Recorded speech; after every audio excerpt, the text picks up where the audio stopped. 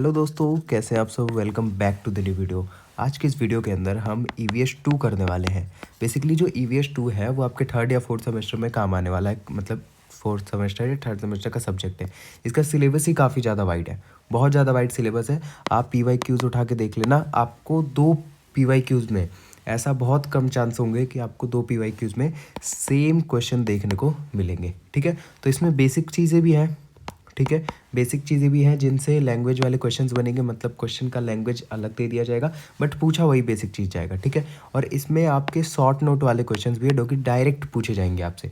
ठीक है, तो मैं यही कहूँगा कि PDF जो है वो काफ़ी ज़्यादा बड़ी है, मतलब इसमें लगभग 50 to 55 पेजेस हैं। तो आपको ध्यान से पढ़ना है सारी चीज़ों को, बहुत ईजी लैंग्वेज में लिखा हुआ है और इस वीडियो को पूरा देखते रहना है। ठीक है, सारा कंप्लीट करेंगे। बस मैं आपसे यही चाहता हूँ कि आप चैनल को सब्सक्राइब करके जाओ, आपको PDF भी मिलेगा। टेलीग्राम पे ज्वाइन कर लेना, नीचे डिस्क्रिप्शन में लिंक होगा, और यूट्यूब पे सब्सक्राइब कर लेना इसी चैनल को और अपने फ्रेंड सर्कल में शेयर कर दो। ठीक है, आओ स्टार्ट करते हैं वीडियो को। थोड़ा तेज़ रखेंगे, एनवायरमेंटल साइंस का पेपर है। ठीक है, ज़्यादा डिटेल में जाने की ज़रूरत है नहीं। इकोसिस्टम क्या होता है और उसके कंपोनेंट्स क्या होते हैं इकोसिस्टम के। It is a natural system where living organisms interact with each other and with the non living environment. Basically ये एक सिस्टम होता है जहाँ पर जितने भी लिविंग ऑर्गेनिजम्स होते हैं वो एक दूसरे के साथ इंटरेक्ट करते हैं। इंटरेक्ट करने का मतलब किसी न किसी तरीके की रिलेशंस होंगे। मान लेते हैं जैसे शेर और हिरन का रिलेशन देख लो, किस तरीके से शेर जो है अपनी भूख मिटाने के लिए हिरन को खाता है, हिरन घास को खाता है। तो ये पूरा सिस्टम होता है जिसमें जो लिविंग ऑर्गेनिजम्स हैं वो एक दूसरे से इंटरेक्ट करते हैं। ठीक है, और किस तरीके से नॉन लिविंग थिंग्स से, मतलब नॉन लिविंग इन्वायरमेंट से, लाइक हो गया मतलब लैंड हो गया, सॉइल हो गया, माउंटेन्स हो गया, इन सब चीज़ों से किस तरीके से इंटरेक्ट करेंगे। तो ये पूरा सिस्टम कहलाता है ecosystem. It includes plants, animals, micro organisms, air, water, soil and sunlight. ये सारी चीज़ें एक सिस्टम में इंक्लूड होती है इकोसिस्टम में। An ecosystem can be small like a pond और large like a forest, desert और ओशियन। ठीक है, एक इकोसिस्टम हो सकता है वो पॉन्ड हो, काफ़ी छोटा भी हो सकता है, काफ़ी बड़ा भी हो सकता है, फॉरेस्ट की तरह, डेजर्ट की तरह, ओशियन की तरह। ओशियन भी एक इकोसिस्टम है, डेजर्ट भी एक इकोसिस्टम है, और फॉरेस्ट भी एक अलग इकोसिस्टम है। ठीक है, फॉरेस्ट में देख लो आप, कितने सारे लिविंग ऑर्गेनिजम्स देखने को मिलते हैं हमें, कितने सारे नॉन लिविंग एनवायरनमेंट देखने को मिलते हैं। तो काफ़ी सारी चीज़ें जब एक साथ मिलकर आती हैं और एक दूसरे के साथ इंटरेक्ट करती हैं तो उसको हम इकोसिस्टम के नाम से जानते हैं बेसिकली। ठीक है, the main function of an ecosystem is to maintain balance in nature by allowing energy flow and nutrient cycling. तो ये नेचर में एक बैलेंस क्रिएट करता है। जैसे एग्जांपल के लिए ले लो कि अगर मान लेते हैं कि शेर अगर हिरन को खाएगा नहीं तो हिरन की आबादी बढ़ती जाएगी, हिरन की आबादी बढ़ती जाएगी तो वो घास, पेड़ पौधे ये सब खाते रहेंगे। अब ये सारे इन सब चीज़ों की, मतलब पेड़ पौधों की, प्लांट्स की अगर संख्या कम होती रही तो हमारे लिए भी दिक्कत हो जाएगी।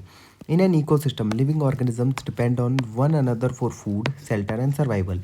इकोसिस्टम के अंदर लिविंग ऑर्गेनिजम्स एक दूसरे के ऊपर डिपेंडेंट रहते हैं, चाहे वो शेल्टर हो, चाहे वो फूड हो, ठीक है, या सर्वाइवल के लिए। At the same time they also depend on living components such as air, water and soil. तो बेसिकली कह रहा है कि जो लिविंग ऑर्गेनिजम्स होते हैं ना वो तो अपने ऊपर तो डिपेंड होते ही हैं, मतलब लिविंग ऑर्गेनिजम्स के ऊपर तो डिपेंड होते ही हैं, फूड खाने के लिए, पीने के लिए, या फिर शेल्टर के लिए। ठीक है, वो नॉन लिविंग कंपोनेंट्स पे भी डिपेंड होते हैं। If any part of the ecosystem is disturbed it affects the entire system. अगर कोई सा भी पार्ट डिस्टर्ब होता है, किसी भी पार्ट को अगर आप छेड़ते हो तो पूरे इकोसिस्टम की धज्जियाँ उड़ जाएगी। The components of an ecosystem are divided into biotic components and abiotic components.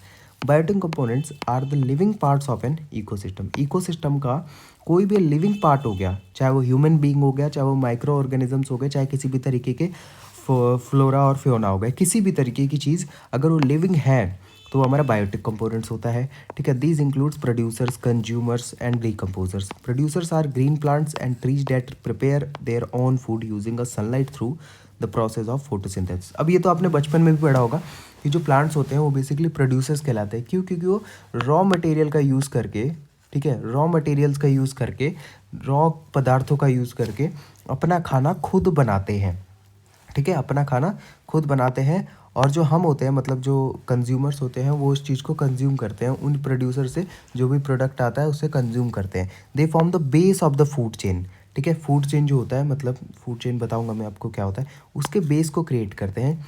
Consumers are animals, human beings that depends on plant और अदर एनिमल्स फॉर फूड। तो बेसिकली कंज्यूमर कौन होते हैं? ये जानवर हो सकते हैं, हम लोग हैं, ठीक है, जो कि दूसरों के ऊपर डिपेंड रहते हैं। They are further divided into herbivorous, carnivorous, omnivorous. Herbivorous क्या होता है? हर्बीवोरस होता है जो घास खाते हैं। कार्निवोरस बेसिकली जो मांस मछली खाते हैं। ओमनीवोरस जो दोनों खाते हैं, ठीक है। Decomposers are micro organisms such as bacteria, fungi that break down dead plants and animals into simpler substance and returns nutrient to the soil. तो जो भी जानवर मर जाते हैं या फिर प्लांट सड़ जाते हैं और उनकी लाश जब ज़मीन पर पड़ जाती है तो उन पर जो कीड़े मकोड़े पड़ जाते हैं वो बेसिकली होते हैं डीकम्पोजर्स, जो कि उनको सड़ा कर गला कर पूरी तरीके से मिट्टी में मिला देते हैं और उनके अंदर जो न्यूट्रिएंट्स होते हैं वो दोबारा मिट्टी में मिल जाता है, ठीक है। Abiotic components basically non living part है एक इकोसिस्टम के, जैसे हमारा हवा हो गया, पानी हो गया, soil, sunlight, temperature, material, nutrients, ये सब नॉन लिविंग पार्ट होते हैं। Provide the basic condition necessary for the survival and growth of living organisms. तो ये क्या करते हैं? बेसिकली एक बेसिक कंडीशंस प्रोवाइड करते हैं, एक बेसिक इन्वायरमेंट प्रोवाइड करते हैं जिसकी मदद से लिविंग ऑर्गेनिज्म अच्छी तरीके से सर्वाइव कर पाए, ठीक है। बिना सनलाइट के, बिना एयर के, बिना वाटर के आप कैसे जी लोगे धरती पे? डिस्क्राइब बायोस्फीयर क्या होता है, एटमॉस्फेयर क्या होता है, हाइड्रोस्फीयर क्या होता है, लिथोस्फीयर क्या होता है, ठीक है। तो इस चीज़ को समझते हैं। पहले बायोस्फीयर की बात करते हैं। It is the zone of life on earth. Bio का मतलब क्या होता है? बायो का मतलब बेसिकली लाइफ होता है, ठीक है। बायो का मतलब लाइफ होता है। स्पेयर का मतलब एक पर्टिकुलर जोन, एक स्पेशल जोन। तो ये एक ऐसा जोन है अर्थ पे जिसके अंदर लाइफ जो है वो एग्जिस्ट करती है, ठीक है। It includes all living organisms such as plants, animals, micro organisms and human beings, ठीक है। इसके अंदर सारी लिविंग ऑर्गेनिजम्स देखने को मिलते हैं, इंक्लूड होते हैं। The biosphere extends from the deepest oceans to the lowest layers of the atmosphere where life exist. तो कहने का मतलब है चाहे वो ओशियंस के डीपेस्ट हो, मतलब ओशियंस के कितने भी अंदर चले जाओ वहाँ से लेकर, ठीक है, आप एटमॉस्फेयर पे चले जाओ वहाँ तक, जहाँ पे भी लाइफ अगर एग्जिस्ट करती है, ठीक है, जहाँ पे भी लाइफ अगर पॉसिबल है तो वो बायोस्फीयर का पार्ट कहलाता है। It depends on the other 3 spheres for air, water, nutrients and shelter. Plant in the biosphere produce oxygen, food, animals depend on plants and other animals for survival, and microorganisms helps in decomposing waste and cycling nutrients, ठीक है। वही चीज़ है, basically वही बताया गया है कि किस तरीके से प्लांट जो है वो खुद के प्रोड्यूसर होते हैं, खुद खाना बनाते हैं, खुद प्रोड्यूस करते हैं, ठीक है। एनिमल्स जो होते हैं वो डिपेंडेंट होते हैं प्लांट के ऊपर फूड के लिए, शेल्टर के लिए, ठीक है। और बाकी एनिमल्स होते हैं वो किसी ना किसी तरह से एक दूसरे के ऊपर डिपेंड होते हैं, ठीक है। तो बायोस्फीयर बेसिकली क्या है कि वो एरिया, वो कोई सी भी जगह, वो स्पेस अर्थ में, वो ऐसा जोन या वो ऐसा स्पेस अर्थ में जहाँ पर लाइफ एग्जिस्ट करती है उसे हम बायोस्फीयर कहते हैं, ठीक है। एटमॉस्फेयर क्या होता है? It is the layer of gases that surrounds the earth, ठीक है। अर्थ के आसपास, अर्थ के सराउंडिंग में जो भी लेयर है गैसेस के, ठीक है, उसे हम एटमॉस्फेयर कहते हैं। It mainly consist of nitrogen, oxygen, carbon dioxide और other gases. Atmosphere protects life on earth by blocking harmful ultraviolet rays from the sun and regulating temperature. तो एटमॉस्फेयर बेसिकली क्या करता है? यहाँ पे लाइफ को बचा कर रखता है कि जो भी यूवी रेज आ रहे होते हैं सनलाइट से और जो भी टेम्परेचर बहुत ज़्यादा इंक्रीज होता है उसको रेगुलेट करके, है ना, और यूवी रेज से प्रोटेक्ट करता है अर्थ को। It also plays a key role in weather and climate such as rainfall, wind, clouds की बात करते हैं, ठीक है। ये सारी चीज़ें किसकी वजह से होती हैं? इन सारी चीज़ों के लिए रिस्पॉन्सिबल कौन होता है? Atmosphere. Oxygen in the atmosphere is essential for respiration while carbon dioxide is necessary for photosynthesis in plants, ठीक है। एटमॉस्फेयर के अंदर जो ऑक्सीजन अवेलेबल होता है वो रेस्पिरेशन के लिए हेल्प करता है, ठीक है। और कार्बन डाइऑक्साइड जो अवेलेबल होता है फोटोसिंथेसिस प्रोसेस में हेल्प करता है। Without the atmosphere life on earth would not be possible. बिना एटमॉस्फेयर के आप धरती पे नहीं रह सकते। जब हवा नहीं होगी, जब बारिश नहीं आएगी, पानी नहीं होगा, तो आप कैसे रहोगे बिना एटमॉस्फेयर के? हाइड्रोस्फेयर की बात करूँ तो बेसिकली हाइड्रो का मतलब होता है वाटर, ठीक है। वो हाइड्रो का मतलब होता है water. It includes all forms of water present on earth. किसी भी तरीके का वाटर किसी भी फॉर्म में वो प्रेजेंट हो, अगर वो अर्थ पे प्रेजेंट है तो वो हाइड्रोस्फीयर के अंदर आता है। This includes oceans, seas, rivers, lakes, ground water, glaciers, water vapour in the air, ठीक है। भले ही वो ग्लेशियर्स के फॉर्म में हो, मतलब भले ही वो बर्फ के फॉर्म में हो, बट उसको भी हम हाइड्रोस्फीयर के अंदर काउंट करते हैं। Water is essential for all living beings, ठीक है, living organisms, as it helps in digestion, circulation, temperature regulation and plant growth, ठीक है। तो ये सारी चीज़ें जो है ना, वो ये मतलब जितने भी मैंने आपको पहले बताई, ये बेसिक चल रहा है। आप इसे खुद से भी बनाकर लिख सकते हो, डायग्राम भी बनाकर लिख सकते हो। लिथोस्फीयर बेसिकली क्या होता है? It is a solid outer layer of the earth, ठीक है। आउटर लेयर, ये जो आप चल रहे हो ना, इसका सबसे सॉलिड जो लेयर होता है ऊपर का, उसे हम कहते हैं लिथोस्फीयर, ठीक है। It includes rocks, soil, minerals, landform such as mountains, plains, plateau, the lithosphere provides land for human settlement, agriculture, forest and industries. तो बेसिकली जो सबसे ऊपर का पार्ट होता है ना, सबसे ऊपर की जो लेयर होती है ज़मीन की, उसे हम लिथोस्फीयर कहते हैं बस, ठीक है। इसमें हमें रॉक देखने को मिलते हैं, सॉइल आप देख सकते हो, मिनरल्स होते हैं, लैंड फॉर्म्स देख सकते हो जैसे माउंटेन्स हो गया, प्लेन्स हो गया, पठार हो गया, प्लेटी हो गया।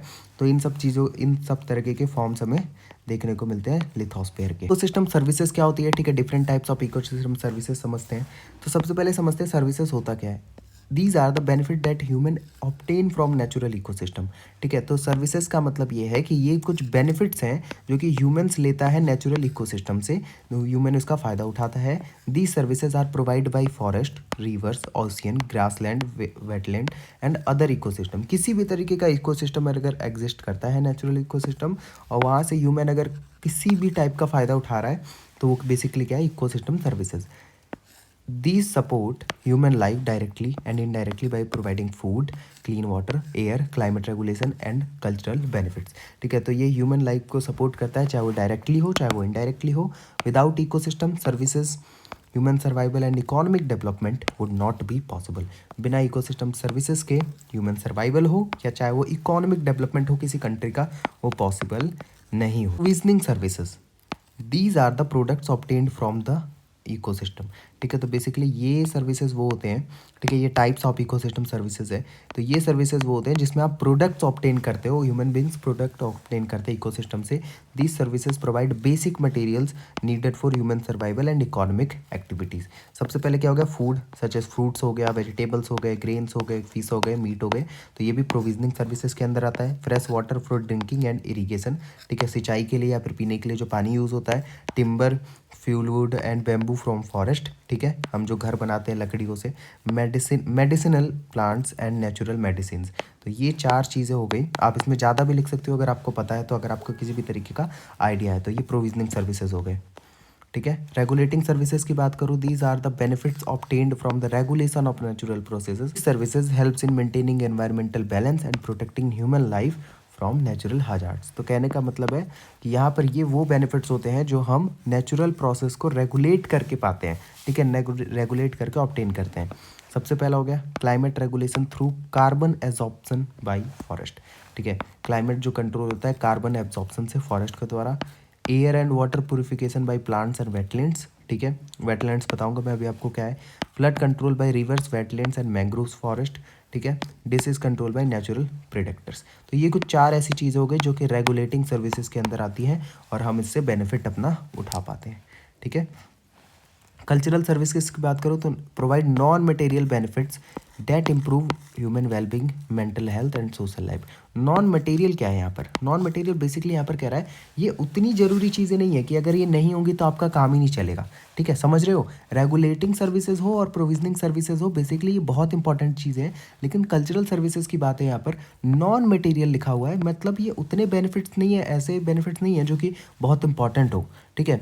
ये बस आपकी लाइफ को इम्प्रूव करने के लिए है, ठीक है, ताकि आपकी लाइफ ईजी हो, स्मूथ फ्लो हो, इम्प्रूव हो, इसके लिए है, ठीक है। जैसे रिक्रिएशन एंड टूरिज्म सच ऐसे पार्क हो गया, देख लो, बीचेज हो गए, वाइल्ड लाइफ सेंचुरीज हो गई, तो ये सब चीज़ें हैं। Spiritual and religious value associated with river, forest and mountains. देखा होगा आपने, माउंटेन्स की भी पूजा की जाती है, फॉरेस्ट की भी पूजा की जाती है, रिवर की, गंगा माँ को देख लो, वो तो हम पूजा करते ही मानती हैं। एजुकेशनल एंड रिसर्च अपॉर्चुनिटीज़, ठीक है, एजुकेशनल और रिसर्च अपॉर्चुनिटीज़ देता है आपको। Aesthetic beauty and mental peace, आप जाते हो मनाली और वहाँ पर जाके फ़ोटो खींचते हो, मसूरी, एस्थेटिक बनने की कोशिश करते हो, ब्यूटीफुल बनने की कोशिश करते हो, वहाँ पर आपको सुकून मिलता है। तो ये कुछ बेनिफिट्स हैं जो हमें कल्चरल बेनिफिट्स के अंदर देखने को मिलता है, ठीक है। सपोर्टिंग सर्विसेज देख लेते हैं। These are the basic services that support all other ecosystem. तो ये ऐसी सर्विसेज होती हैं जो बाकी इकोसिस्टम को सपोर्ट करती है। These services are not directly used by humans but are essential for ecosystem functioning like soil formation, nutrient cycle, photosynthesis, habitat for plants and animals। तो बेसिकली ये कुछ नेचुरल प्रोसेस हैं जिसे हम कहते हैं सपोर्टिंग सर्विसेज, जो कि बाकी इकोसिस्टम की फंक्शंस में हेल्प करता है, ठीक है। बायोडाइवर्सिटी क्या होता है, ये काफ़ी इंपॉर्टेंट है आपके सेमेस्टर मतलब EVS 2 के लिए। बायोडाइवर्सिटी क्या होता है, this refers to the variety of earth on life variety of life on earth. It includes all living organisms such as plants, animals, microorganisms and the ecosystem in which they live। तो basically bio का मतलब होता है life, ठीक है। और diversity का मतलब होता है, यहाँ पर आप कह सकते हो वैरायटी, ठीक है। मतलब किस किस वैरायटी के लोग और किस किस वैरायटी के इकोसिस्टम हमारे अर्थ पे प्रेजेंट है, तो वो हमारा बायोडाइवर्सिटी कहलाता है, ठीक है। चाहे वो सारे लिविंग ऑर्गेनिजम्स हो, चाहे प्लांट्स हो, चाहे एनिमल्स हो, माइक्रो ऑर्गेनिजम्स हो या इकोसिस्टम हो, ठीक है। तो ये बेसिकली ये क्या है, बायोडाइवर्सिटी, ठीक है। And the ecosystem in which they live, biodiversity exist at 3 main levels: genetic diversity, spacing diversity and ecosystem diversity. Variation in genes within a species. तो एक ही स्पेसीज, मतलब स्पेसीज एक ही होंगे, ठीक है, स्पेसीज एक ही होंगे, बस उसमें जीन्स का वेरिएशन होगा। जैसे मैं एग्जांपल के लिए आपको मान लेते हैं आपके लिए कि अगर मान लो कोई ह्यूमन है, ठीक है, ह्यूमन तो एक ही है, मतलब इंसान तो स्पेसीज तो एक ही है, बट उसमें जीन्स का मतलब उसके जेनेटिक्स का वेरिएशन हो सकता है, ठीक है, या फिर उसके धर्म का वेरिएशन होता है। इस तरीके से जेनेटिकल जो डाइवर्सिटी होती है उसमें जीन्स एक ही होती है, बट मतलब सॉरी स्पेसीज एक ही होती है, बट जीन्स अलग अलग होते हैं। स्पेसिफिक डाइवर्सिटी की बात करो, species diversity, variety of different species in a region. अब स्पेसीज ही अलग होंगे, ठीक है, इसमें क्या होगा, स्पेसीज ही डिफरेंट होते हैं। इकोसिस्टम डाइवर्सिटी की बात करो, different types of ecosystem like forest हो गया, डेजर्ट हो गया, ओशियंस हो गया, वेटलैंड्स हो गए। तो ये 3 तरह के लेवल होते हैं हमारा बायोडाइवर्सिटी में, ठीक है। अब हमें पूछा है मेजर थ्रेट क्या है बायोडाइवर्सिटी को, हैबिटेट डिस्ट्रक्शन, ठीक है। Large areas of forest, wetlands और grasslands are destroyed due to the urbanization. तो बेसिकली हमें अभी बताना है कि क्या खतरा है बायोडाइवर्सिटी को। तो सबसे पहले हो गया जो हम बिल्डिंग्स बना देते हैं, जो हम फॉरेस्ट काट देते हैं, बिल्डिंग्स बनाने के चक्कर में ग्रासलैंड्स बर्बाद कर देते हैं, पार्क को बर्बाद कर देते हैं। तो पहली बात हैबिटेट डिस्ट्रक्शन हो गया, ठीक है, इसकी वजह से अर्बनाइजेशन की वजह से, ठीक है, हम अर्बन होते जा रहे हैं धीरे धीरे, बट इन चीज़ों का ध्यान नहीं रख रहे। इंडस्ट्रियलाइजेशन किए जा रहे हैं, इंडस्ट्रीज ओपन कर रहे हैं, बट इन चीज़ों को डिस्ट्रॉय कर रहे हैं। माइनिंग कर रहे हैं, ठीक है, माइनिंग की वजह से लैंड भी खराब होती है। एंड एग्रीकल्चर, ठीक है, एग्रीकल्चर में भी हम कई तरीके के हो सकता है, कई तरीके के हार्मफुल केमिकल का यूज़ करें अपने क्रॉप्स को उगाने के लिए, तो जो कि सॉइल को इनफर्टाइल बना देता है, सॉइल में काफ़ी ज़्यादा नुकसान कर देता है। क्लाइमेट चेंज की बात करूँ, climate changes in temperature, rainfall patterns, extreme weather events affect ecosystem that species available. कहने का मतलब है कि हो सकता है क्लाइमेट चेंज हो, ठीक है, हो सकता है क्लाइमेट चेंज हो। जैसे एग्जांपल के लिए मान लेते हैं कि अगर किसी फॉरेस्ट में पोलर बियर रहते हैं, ठीक है, किसी फॉरेस्ट में मान लो पोलर बियर रहते हैं, तो उनको क्या चाहिए, उनको चाहिए ठंड, ठीक है, उनको चाहिए कोल्ड वेदर। लेकिन अगर उस फॉरेस्ट में क्लाइमेट चेंज की वजह से काफ़ी गर्मी आ जाए, मान लेते हैं ग्लोबल वार्मिंग की वजह से काफ़ी गर्मी आ जाए, तो जाहिर सी बात है वो स्पेसीज़ वहाँ से गायब होने लगेगी, वो स्पेसीज़ क्या आ जाएगी, डेंजर में आ जाएगी। तो क्लाइमेट चेंज की वजह से, पॉल्यूशन की वजह से, पॉल्यूशन के लिए तो टॉपिक भाई आपके पास कमी नहीं होनी चाहिए, पॉल्यूशन आप लिख सकते हो कि क्यों पॉल्यूशन की वजह से बायोडाइवर्सिटी को खतरा है। ओवर एक्सप्लॉयटेशन ऑफ रिसोर्सेज, जब हम रिसोर्सेज का ओवर एक्सप्लॉयटेशन मतलब ओवर यूज़ कर लेते हैं, जितना ज़रूरत है उससे ज़्यादा यूज़ कर लेते हैं। जैसे मान लो हंटिंग हो गया, आप शेर का शिकार इतना ज़्यादा करने लगे कि उनकी संख्या ही कम हो जाएगी। फिशिंग हो गया, इतनी ज़्यादा मछलियों का उपयोग करने लगे, कंज्यूम करने लगे इतनी मछलियों को पोंड से निकाल निकाल के, तो उनका संख्या तो एक ना एक दिन कम होनी ही है। लॉगिंग हो गया, हार्वेस्टिंग ऑफ प्लांट्स हो गया, reduces species population faster than they can recover, ठीक है। तो बेसिकली ये कहना चाह रहा है कि उनके रिकवर होने से ज़्यादा टाइम में, मतलब उनके रिकवर होने से कम टाइम में ही आप उस स्पेसी को ही गायब कर दोगे। एग्जाम्पल के लिए आप मछली ले लो ना, आप फिश पकड़ने जाते हो भाई, अभी उन्होंने रिप्रोड्यूस किया नहीं, अभी नई नई मछलियाँ जन्म ली ही नहीं है, और आप उन्हें फिर निकाल कर खाए जा रहे हो, तो एक टाइम आएगा जब सारी मछलियाँ ख़त्म हो जाएंगी। ऐसी भी स्पेसिस क्या होता है, these species introduced into new environments often outcompete local species for resources and disrupt ecosystem, ठीक है। तो बेसिकली ये क्या होता है, ये यहाँ पर न्यू इन्वायरमेंट में न्यू तरीके की स्पेसीज़ को इंट्रोड्यूस किया जाता है, ठीक है। हो सकता है एक जगह से उठा के दूसरे इन्वायरमेंट में किसी स्पेसीज़ को हम ले जा रहे हो, तो वहाँ पर अकेलापन क्या कह सकते हो, तो वहाँ के क्लाइमेट की वजह से, वहाँ के सराउंडिंग की वजह से वो जिंदा नहीं रह पाएगा। तो इस तरीके की अगर स्पेसीज़ बढ़ती गई तो हमारे बायोडाइवर्सिटी को खतरा है, ठीक है। डेजर्टिफिकेशन क्या होता है, तो डेजर्टिफिकेशन आपको पता चल गया होगा यार, डेजर्ट क्या मतलब क्या होता है कि एक लैंड का डेजर्ट में कन्वर्ट हो जाना, ठीक है। It is the process of by which a fertile and productive land becomes a dry, barren and unproductive, ठीक है। जब एक लैंड अच्छा खासा फर्टाइल होता है, प्रोडक्टिव होता है, उसमें से आप आउटपुट जनरेट कर सकते हो, लेकिन वो तभी सूखा पड़ जाए वहाँ पे, ठीक है, वो अनप्रोडक्टिव हो जाए, तो उसी को हम डेजर्टिफिकेशन कहते हैं, उसी प्रोसेस को। और वो जो बन जाता है लैंड उसे हम कहते हैं डेजर्ट, ठीक है। Mainly in arid, semi arid and dry regions. It does not mean the spread of desert but refers to the land degradation caused by the natural and human activities. ठीक है, तो basically ये किस लिए होता है, ये लैंड डिग्रेडेशन की वजह से होता है। लैंड जो होता है डिग्रेड हो जाता है, अपनी फर्टिलिटी पावर खो देता है, अपने सॉइल्स की जितनी भी उसकी सॉइल होती है वो अपनी फर्टिलिटी पावर खो देती है, वहाँ पर कुछ भी नहीं बचता, वहाँ पे आप कुछ ग्रो नहीं कर सकते, वहाँ पर कुछ भी एग्रीकल्चर नहीं कर सकते, अनप्रोडक्टिव हो जाता है और वो डेजर्ट में कन्वर्ट हो जाता है। ठीक है, ये होता है नेचुरल चीज़ों की वजह से हो सकता है और ह्यूमन एक्टिविटीज़ की भी वजह से हो सकता है। It reduces the land ability to support plants animals and human life. ठीक है, तो ये क्या होता है, ये प्रोसेस जो होता है ये लैंड की एबिलिटी को कम कर देता है, प्लांट को सपोर्ट करने की, एनिमल्स को सपोर्ट करने की, ह्यूमन लाइफ को सपोर्ट करने की। ठीक है, प्राइमरी कॉजेज़ की बात करें, कौन कौन सी चीज़ें हैं जिसकी वजह से ये हो सकता है। डिफॉरेस्टेशन, डिफॉरेस्टेशन भाई ज़्यादा से ज़्यादा अगर पेड़ काटते रहोगे तो पेड़ काटोगे तो जो सॉइल्स हैं वो एक दूसरे से बिखरेंगी। ठीक है, एक दूसरे से बिखरेंगी तो सॉइल इरोजन होगा। ठीक है, सॉइल इरोजन होगा तो उनके मॉइस्चर पे असर पड़ेगा। ठीक है, तो कहने का मतलब अगर मैं आपको एक लाइन में बता दूं तो डिफॉरेस्टेशन से सॉइल की ऐसी तैसी होगी। ठीक है, और सॉइल की ऐसी तैसी हो रही है तो ज़मीन पे होता क्या है, सॉइल ही तो होता है सबसे मेन, तो गई ज़मीन तो गई। ओवर ग्रेजिंग, आप क्या करते हो, एनिमल्स को ज़्यादा ही खिला देते हो, ज़्यादा ही मतलब वहाँ पे एक्सेसिवली ग्रास ग्रेजिंग करवा देते हो। ठीक है, मतलब लोग होते हैं ना कि चारा खिलाने लाए तो ज़्यादा ही आपने चारा खिला दिया, अभी मैंने बताया ना ओवर एक्सप्लॉइटेशन कर दिया, तो इस वजह से भी हो जाता है। This exposes the soil and reduce fertility. ठीक है, तो ये सॉइल को भी बर्बाद कर देता है और उसकी फर्टिलिटी को भी कम कर देता है। पुअर एग्रीकल्चरल प्रैक्टिसेस, अगर आपने केमिकल फर्टिलाइजर्स का यूज़ किया, इम्प्रॉपर इरिगेशन देते रहे, मतलब उसका यूज़ करने लगे, continuous farming reduce soil nutrients and cause salinity. ठीक है, तो ऐसे कर्मों से मतलब केमिकल फर्टिलाइजर्स का यूज़ करना, इम्प्रॉपर इरिगेशन करना, ऐसे एक्टिविटीज़ से आपका जो लैंड है वो डेजर्टिफिकेशन की तरफ बढ़ जाता है और डेजर्ट में कन्वर्ट हो जाता है। क्लाइमेट चेंज और ड्राउट, सूखा पड़ जाने की वजह से हो सकता है क्लाइमेट चेंज है और सूखा पड़ जाए, ये भी हो सकता है। Population pressure, increasing population leads to over use of land water and forest accelerating desertification. ठीक है, तो अगर मान लो एक छोटे से एरिया में अगर 1 लाख लोग बिठा दोगे तो वहाँ पर लैंड का ज़्यादा से ज़्यादा यूज़ होगा ना, ओवर यूज़ होगा, बेसिकली ओवर यूज़ होगा लैंड का, और जब ओवर यूज़ होगा तो वो चीज़ डेजर्टिफिकेशन में कन्वर्ट हो जाएगी। ठीक है, इम्पैक्ट देख लेते हैं, इम्पैक्ट क्या क्या होता है। इसकी बात करूँ, पहला हो गया loss of soil fertility, productive lands become the infertile reducing agriculture output and food production. ठीक है, तो हमारी सॉइल फर्टिलिटी चली जाती है और सॉइल फर्टिलिटी गई, इट मीन्स उसमें से किसी भी तरीके का एग्रीकल्चर आउटपुट नहीं जनरेट हो सकता, ग्रो नहीं हो सकता, मतलब फूड प्रोडक्शन नहीं कर सकते, तो हमारी लॉस गई, मतलब जाहिर सी बात है फर्टिलिटी का लॉस हो गया।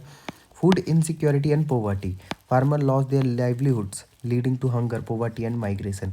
अब एक बात बताओ, एक फार्मर के पास एक लैंड थी, ठीक है, जिसे उसने किसी तरीके से ख़राब हो गई, क्लाइमेट चेंज की वजह से ख़राब हो गई, वहाँ पे डेजर्ट बन गया, कोई फ़ायदा नहीं है, वहाँ पे कुछ नहीं उगा सकता, तो भाई वो फार्मर था, उसका काम ही यही था। अब उसके पास वो चीज़ है नहीं तो वो करेगा क्या, वो या तो माइग्रेट करेगा या तो गरीबी के कारण मरने लगेगा, तो इसीलिए ये भी हमारा इम्पैक्ट होता है। ठीक है, loss of biodiversity, plants and animals that depend on fertile land disappear due to habitat loss. ठीक है, हो सकता है उस लैंड पे, हो सकता है उस लैंड पे या उस एरिया पे कुछ प्लांट्स हो या कुछ एनिमल्स हो जो उस पर डिपेंडेंट थे।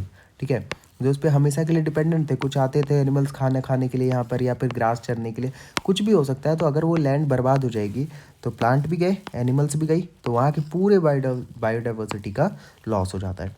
Environmental degradation, increased dust storms, soil erosion and reduced water availability after the environment। ठीक है, affect the environment। तो देखो इतनी सारी चीज़ें हमने पढ़ी, ऊपर क्या क्या होने वाला है, फर्टिलिटी चली जाएगी, बायोडाइवर्सिटी का लॉस होगा, तो बेसिकली ये सब चीज़ें कहाँ होने वाली है, इन्वायरमेंट के अंदर, तो इन्वायरमेंटल में अफेक्ट होगा या नहीं होगा इन्वायरमेंट में। Soil and economic problems, desertification leads to unemployment, conflicts over resources, pressure on urban areas. ठीक है, तो अर्बन एरियाज में प्रेशर क्यों जाएगा, देखो अभी मैंने बताया उस बंदे की अगर लैंड चली गई, ठीक है, तो वो तो अनएम्प्लॉयड हो गया, उसके पास अब खाने को नहीं है, तो वो अपनी हंगर मिटाने के लिए कहाँ जाएगा, अब वो जाएगा जॉब करने अर्बन एरियाज़ में। तो ऐसे ही करते करते अगर सारे लैंड जो है वो डेजर्ट में कन्वर्ट हो गए और सारे लोग अर्बन एरियाज़ में आ गए, तो वहाँ पे पॉपुलेशन की प्रेशर कितना ज़्यादा बढ़ जाएगा, खुद ही सोचो, अर्बन एरियाज़ में पॉपुलेशन कितना ज़्यादा बढ़ जाएगा। ठीक है, तो अनएम्प्लॉयड की कंडीशन भी हमें देखने को मिल सकती है। सक्सेशन क्या होता है, it is a natural process by which a biological community gradually changes over time leading to the development of a stable and mature ecosystem called climax community. It occurs due to changes in environmental conditions and interactions among organisms. Basically यहाँ पर एक biological community जब वो time के साथ साथ अपने आप को चेंज करती है तो उसे हम कहते हैं सक्सेशन। ठीक है। मान लेते हैं एक छोटा सा लैंड है, तो ये टाइम के साथ साथ अब यहाँ पे क्या हो रहा है, यहाँ पे जंगल और झाड़ उगने स्टार्ट हो रहे हैं। ठीक है, यहाँ पे एक छोटा सा इकोसिस्टम बनना स्टार्ट हो रहा है, यहाँ पर एक स्टेबल इकोसिस्टम बनना स्टार्ट हो रहा है। तो ये होता है सक्सेशन। ठीक है, succession helps in maintaining ecological balance and increasing biodiversity in an area. ठीक है, प्राइमरी की बात करूँ मैं, it occurs in an area where no life existed previously and the soil is absent. ठीक है, तो ये उस एरिया में होता है, प्राइमरी सक्सेशन उस एरिया में होता है जहाँ पर पहले, इससे पहले कभी भी लाइफ एग्जिस्ट ही नहीं करती थी। ठीक है, लाइफ कभी एग्जिस्ट ही नहीं की। अभी मैंने बताया कि सक्सेशन क्या होता है, कि जब एक एरिया में टाइम के साथ साथ चीज़ें उभरने लगती हैं या फिर नई नई इकोसिस्टम जन्म लेने लगते हैं, तो सक्सेशन होता है। तो प्राइमरी में क्या होता है कि वहाँ पर कभी पहले कभी लाइफ एग्जिस्ट ही नहीं की, वो पहली बार होगा तब वो प्राइम होगा। ठीक है, कैरेक्टरिस्टिक्स की बात करें, stare on bare land means first time, बिल्कुल एकदम साफ सुथरी लैंड पे कभी कुछ नहीं था, वहाँ पर किसी भी तरीके की लाइफ एग्जिस्ट नहीं करती थी, कोई ऑर्गेनिजम्स नहीं, कोई फ्लोरा फोना नहीं थे, कुछ भी नहीं थे। Very slow process. ठीक है, पहली बार हो रहा है, वहाँ पर कोई भी न्यूट्रिएंट प्रेजेंट नहीं होगा, सॉइल भी नहीं है, तो स्लो होगा, जाहिर सी बात है। Soil formation takes a long time. ठीक है, अब सॉइल ही नहीं है और मिट्टी का फॉर्मेशन होने में काफ़ी ज़्यादा टाइम लग जाता है। ठीक है, स्टेजेस की बात करें, पहले pioneer stage, lichens and mosses grow first. ठीक है, तो ये पढ़ लेना, ये ज़्यादा इंपॉर्टेंट है नहीं। ठीक है, मैंने यहीं पे बता दिया, ये चीज़ें बस समझने की बात है। सेकेंडरी की बात करूँ, सेकेंडरी में बेसिकली उस लैंड पे होता है। ठीक है, सेकेंडरी में इकोसिस्टम का जो उभरना होता है वो उस लैंड पे होता है जिस पे प्रीवियसली कभी ना कभी इकोसिस्टम या लाइफ एग्जिस्ट करती थी, लेकिन वो डिस्ट्रॉय हो गई, किसी ना किसी वजह से। ठीक है, तो फिर से वो दोबारा स्टार्ट हो रहा है इकोसिस्टम का जनरेशन या फॉर्मेशन, तो वो होता है सेकेंडरी सक्सेशन। ठीक है, प्राइमरी और सेकेंडरी के डिफरेंस की बात करूँ, it starts on bare land while secondary succession starts where soil exist. ठीक है, जहाँ पर सॉइल एग्जिस्ट करती है वहाँ पर सेकेंडरी सक्सेशन होता है, और ये बेयर लैंड पे होता है। Primary succession is slow while secondary succession is faster. ठीक है, तो ये क्या होता है, ये फास्टर देन प्राइमरी वाले से होता है। ये भी उतना फास्ट नहीं होता, आप सोचो कि आज देख के गया हूँ और कल आऊँगा तो पूरा इकोसिस्टम, नहीं, ये फास्ट बेसिकली होता है प्राइमरी सक्सेशन से। It begins with the lichens and while secondary succession begins with the grasses. तो इसमें पहले घास उगती है और इसमें धीरे धीरे माइक्रो ऑर्गेनिजम्स और छोटे छोटे प्राणी या फिर चीज़ें उगती रहती हैं, तब इकोसिस्टम बनता है। हमारा आता है मेन जो चीज़ें आती हैं, बाकी सब खत्म हो चुका है। एनवायरमेंटल जस्टिस ये पढ़ लेना, ठीक है, ये उतना इंपॉर्टेंट है नहीं, बट पढ़ के जाना। अब मैं आता हूँ मेन चीज़ों पे। अब आता है हमारे पास टुंड्रा इकोसिस्टम और फॉरेस्ट इकोसिस्टम क्या होता है। तो टुंड्रा इकोसिस्टम बेसिकली एक कॉल्ड ट्रीलेस बायोम है। ठीक है, लैंड बायोम होता है टुंड्रा। ठीक है, जो कोल्ड होता है, टेम्परेचर में काफ़ी कोल्ड होता है, हमें देखने को मिलता है। आर्टिक रीजन में हमें देखने को मिलता है हाई एल्टीट्यूड्स पे, मतलब काफ़ी ऊंचाइयों पे, on mountains known as alpine tundra. वहाँ पे जो हमें ऐसी जगह पे देखने को मिला हाई एल्टीट्यूड्स पे, उसे हम अल्पाइन टुंड्रा कहेंगे। This ecosystem is characterized by extremely low temperatures. याद रखना, कुछ पॉइंट्स आपको बस याद रखना, अगर आपको नहीं याद हो रहा पूरा पैराग्राफ अगर नहीं याद हो रहा, कि ये बेसिकली एक ट्रीलेस बायोम होता है जो कि काफ़ी कोल्ड होता है और कैरेक्टराइज्ड होता है लो टेम्परेचर से, long and harsh winters, short summers. Summer का जो टाइम होता है, समर का शॉर्ट टाइम मतलब टाइम पीरियड होता है, काफ़ी शॉर्ट होता है यहाँ पे। ठीक है, वेरी लो प्रेसिपिटेशन का मतलब होता है बारिश काफ़ी ज़्यादा कम होती है, mostly in the form of slow, होती भी है तो वो ज़्यादातर स्नो के फॉर्म में होती है। और frost which is permanently frozen layer of soil that prevents deep root growth and limits plant diversity. तो यहाँ पर मेन फीचर हमें बताया गया है कि वो है परमाफ्रोस्ट। ठीक है, जो क्या करता है, सॉइल के फ्रोजन लेयर को रोकता है। ठीक है, सॉइल का एक फ्रोजन लेयर होता है, जमा हुआ लेयर होता है, जो कि डीप रूट ग्रोथ को रोकता है। मतलब प्लांट के जो रूट होते हैं, प्लांट की जो जड़ें होती हैं, वो डीपली नहीं जा सकती, डीपली ग्रो नहीं कर सकती, जिसके कारण प्लांट डाइवर्सिटी काफ़ी ज़्यादा लिमिटेड होती है। आया समझ, नहीं आया समझ, एक लाइन में बताता हूँ मैं आपको। टुंड्रा इकोसिस्टम बेसिकली एक कोल्ड बायोम है। ठीक है, जहाँ पे ट्री नहीं होती, ट्रीलेस बायोम होता है। ठीक है, आर्टिक रीजन में हमें सबसे ज़्यादा देखने को मिलती है, हाई एल्टीट्यूड्स पर मिलती है देखने को। शॉर्ट समर्स होते हैं, लॉन्ग विंटर्स होती हैं। ठीक है, एक्सट्रीम कोल्ड क्लाइमेट देखने को मिलता है हमें, बहुत ही ज़्यादा लो क्लाइमेट देखने को मिलता है। और वहाँ पर मेन फीचर जो है, सबसे इंपॉर्टेंट फीचर है, वो है परमाफ्रोस्ट, जिसका मतलब जो होता है सॉइल की एक जमी हुई परत, सॉइल की एक ऐसी जमी हुई लेयर जो कि प्लांट के डीप ग्रोथ को रोकती है, प्लांट के रूट्स जो होते हैं उनकी डीप ग्रोथ को रोकती है, जिसकी वजह से प्लांट डाइवर्सिटी बहुत लिमिटेड है। As a result, vegetation in tundra mainly includes mosses, lichens, grasses, and small shrubs that are adapted to survive in cold and windy conditions. ठीक है। Animal life in the tundra include species such as polar bear हमें देखने को मिलते हैं, Arctic forces देखने को मिल जाते हैं, फॉक्सेस, रेन डियर देखने को मिल जाता है, रेन डियर बेसिकली वही जो सेंटा लेके आते हैं, and migratory birds all of which have special adaptations like thick fur fat layers and the seasonal migration to cope with the extreme climate. तो जितने भी हमें स्पेसीज यहाँ पे देखने को मिलते हैं सबके पास एक यहाँ पर स्पेशल एडेप्शंस पावर होती है, एडेप्टेशन सॉरी, जो कि अपने आप को हैंडल कर लेते हैं बाहर की सिचुएशन के अकॉर्डिंग, ठीक है, बाहर के चेंजेस को अडेप्ट ईजिली कर लेते हैं, या तो वहाँ से माइग्रेट करने का दम रखते हैं, ठीक है। सीजनल माइग्रेशन, सीजन के अकॉर्डिंग माइग्रेट हो जाते हैं। फॉरेस्ट की बात करूँ, it is a natural system dominated by trees, trees देखने को मिलता है, जाहिर सी बात है, अदर वेजिटेशंस भी देखने को मिलती है, वाइड वेराइटी ऑफ एनिमल्स। अब देखो यार फॉरेस्ट के बारे में क्या बताऊँ, फॉरेस्ट में वाइड वैरायटी मिलती है एनिमल्स की देखने को, ये पता है, माइक्रो ऑर्गेनिजम्स की, फिजिकल कंपोनेंट्स मिलते हैं जैसे सॉइल हो गया, वाटर हो गया, एयर हो गया, all interacting with each other, और सब एक दूसरे के साथ इंटरेक्ट कर रहे होते हैं एक इकोसिस्टम की तरह। जाहिर सी बात है इकोसिस्टम है तो सारे लोग एक दूसरे के साथ इंटरेक्ट करेंगे, और सारी चीज़ें भी are found in different climate regions such as tropical, temperate, boreal zones, and each type has a unique plant and animal species adapted to local conditions। तो यहाँ पर ये बताया है कि फॉरेस्ट डिफरेंट डिफरेंट जगह पे आपको देखने को मिल सकती है, डिफरेंट डिफरेंट क्लाइमेट रीजन्स में, चाहे वो ट्रॉपिकल हो, चाहे वो टेम्परेट हो, चाहे वो बोरियल रीजन्स हो, हर जगह हमें देखने को मिलता है। और सारे फॉरेस्ट के पास अपनी अपनी एक यूनिक प्लांट होती है और अपनी अपनी एक यूनिक एनिमल स्पेसीज होती है, ठीक है। हो सकता है जैसे यहाँ पर मान लेते हैं, जैसे आपने बंगाल टाइगर का नाम सुना होगा, ठीक है, तो बंगाल टाइगर में क्या ऐसा खास है, तो बंगाल टाइगर बेसिकली बंगाल के लोकल कंडीशंस को, लोकल क्लाइमेट को हैंडल कर लेता है, ठीक है, उसके जेनेटिक्स काफ़ी स्ट्रांग होंगे। तो यहाँ पर हमसे वही बोला है कि जो फॉरेस्ट होता है उसके पास अपने अपने यूनिक अलग अलग प्लांट स्पेसीज और एनिमल्स स्पेसीज देखने को मिलते हैं, ठीक है। नाउ अब हम बढ़ते हैं कार्बन साइकिल और नाइट्रोजन साइकिल की तरफ। This is a natural process through which carbon continuously moves between the atmosphere, living organisms, ocean, earth crust, ठीक है। तो एक प्रोसेस है, एक नेचुरल प्रोसेस है जिसमें कार्बन जो है वो कंटिन्यूसली इधर से उधर मूव करता रहता है, किसके किसके बीच में, एटमॉस्फेयर के बीच में, लिविंग ऑर्गेनिजम्स के बीच में, ओशियंस, अर्थ, ठीक है, अर्थ के बीच में, पूरा हर तरफ से मूव करता रहता है कंटिन्यूसली, उसे हम कहते हैं carbon cycle. Carbon exist in the atmosphere mainly as a CO2 form, ठीक है, which is absorbed by green plants during photosynthesis to prepare food, ठीक है। तो कार्बन डाइऑक्साइड होता है वो एब्जॉर्ब किया जाता है ग्रीन प्लांट्स के द्वारा, हमें भी पता है, अपना फूड प्रिपेयर करने के लिए। This carbon then becomes a part of a plant tissues and enters the food chain when animal eats plant, ठीक है। तो ये बेसिकली ये क्या होते हैं, फिर ये प्लांट के टिश्यूज बन जाते हैं, प्लांट के क्या बनते हैं, टिश्यूज बन जाते हैं, प्लांट के पार्ट बनते हैं, ठीक है।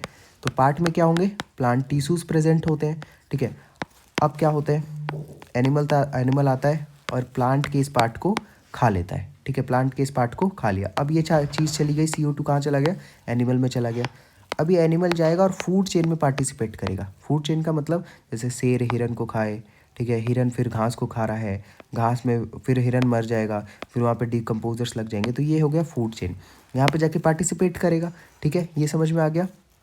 Both plants and animals release carbon dioxide back into the atmosphere through respiration in the form of CO2, ठीक है, CO2 सॉरी, ठीक है। तो कहने का मतलब है फिर वो जो हिरन है वो मर जाएगा, फिर वहाँ डिकम्पोजर्स आ जाएंगे, ठीक है, माइक्रो ऑर्गेनिजम्स लग जाएंगे, उसकी लाश आ जाएगी, तो उस केस में CO2 जो है वो फिर से एटमॉस्फेयर में मिल जाएगा, ठीक है। या फिर आप देख सकते हो, आप क्या करते हो, ऑक्सीजन लेते हो और CO2 एटमॉस्फेयर में ही छोड़ देते हो। तो बेसिक पूरा साइकिल है ये जो नेचुरली निकलता है और नेचुरली ही फिर घूमता रहता है कंटिन्यूसली, ठीक है। When plants and animal die, decomposers break down their bodies and return carbon to the soil and air। देखो मैंने यही बताया कि जब प्लांट और एनिमल्स मर जाते हैं तो डिकम्पोजर्स उनके बॉडीज़ को तोड़ते हैं, ब्रेक डाउन करते हैं और कार्बन को फिर से सॉइल और एयर में मिला देते हैं, ठीक है। तो ये हो गया आपका कार्बन साइकिल। नाइट्रोजन साइकिल की अगर मैं बात करूँ, ये सब हटा के, cycle is the process by which nitrogen moves through the atmosphere, soil, water, living organisms.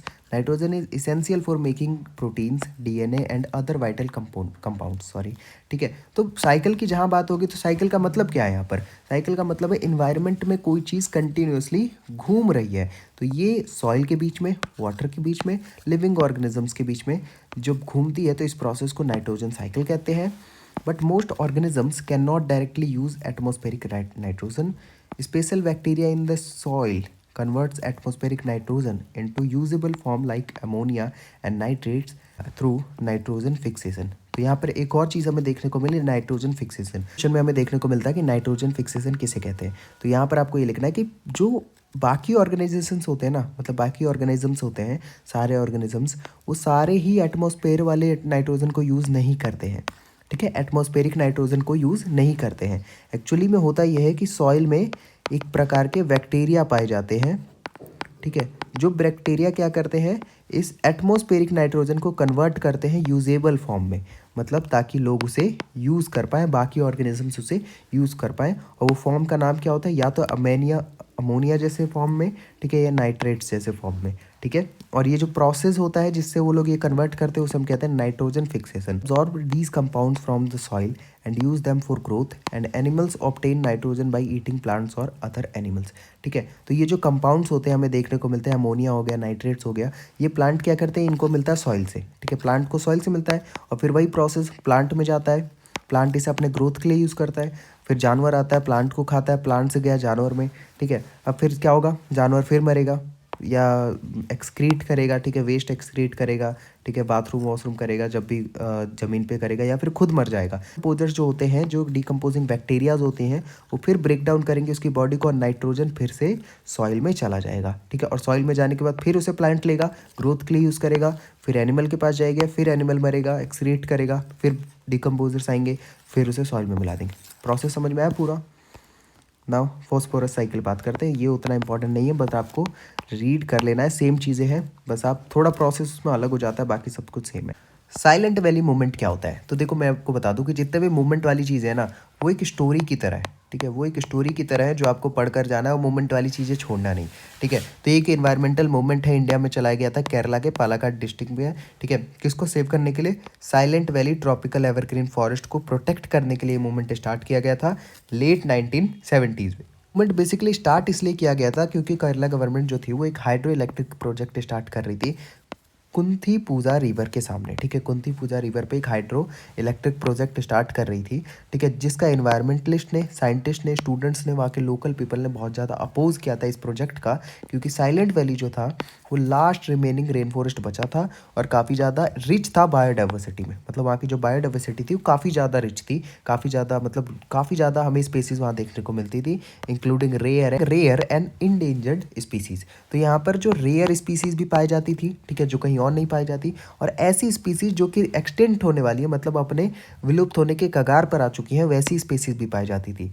ठीक है, the movement used scientific studies, public awareness campaigns and peaceful protest to highlight the ecological importance of the forest and long term environmental damage the project would cause। ठीक है, तो यहाँ पर बताना चाह रहे थे लोग कि भाई अगर ये हुआ तो लॉन्ग टर्म हमें डैमेज पहुँचेगा, इन्वायरमेंटल डैमेज लॉन्ग टर्म आएगा इस प्रोजेक्ट से, ऐसा मत करो। इसके लिए काफ़ी ज़्यादा साइंटिफिक स्टडीज़ की गई, पब्लिक अवेयरनेस फैलाया गया, कैंपेन्स चलाया गया ताकि इसको रोका जा सके।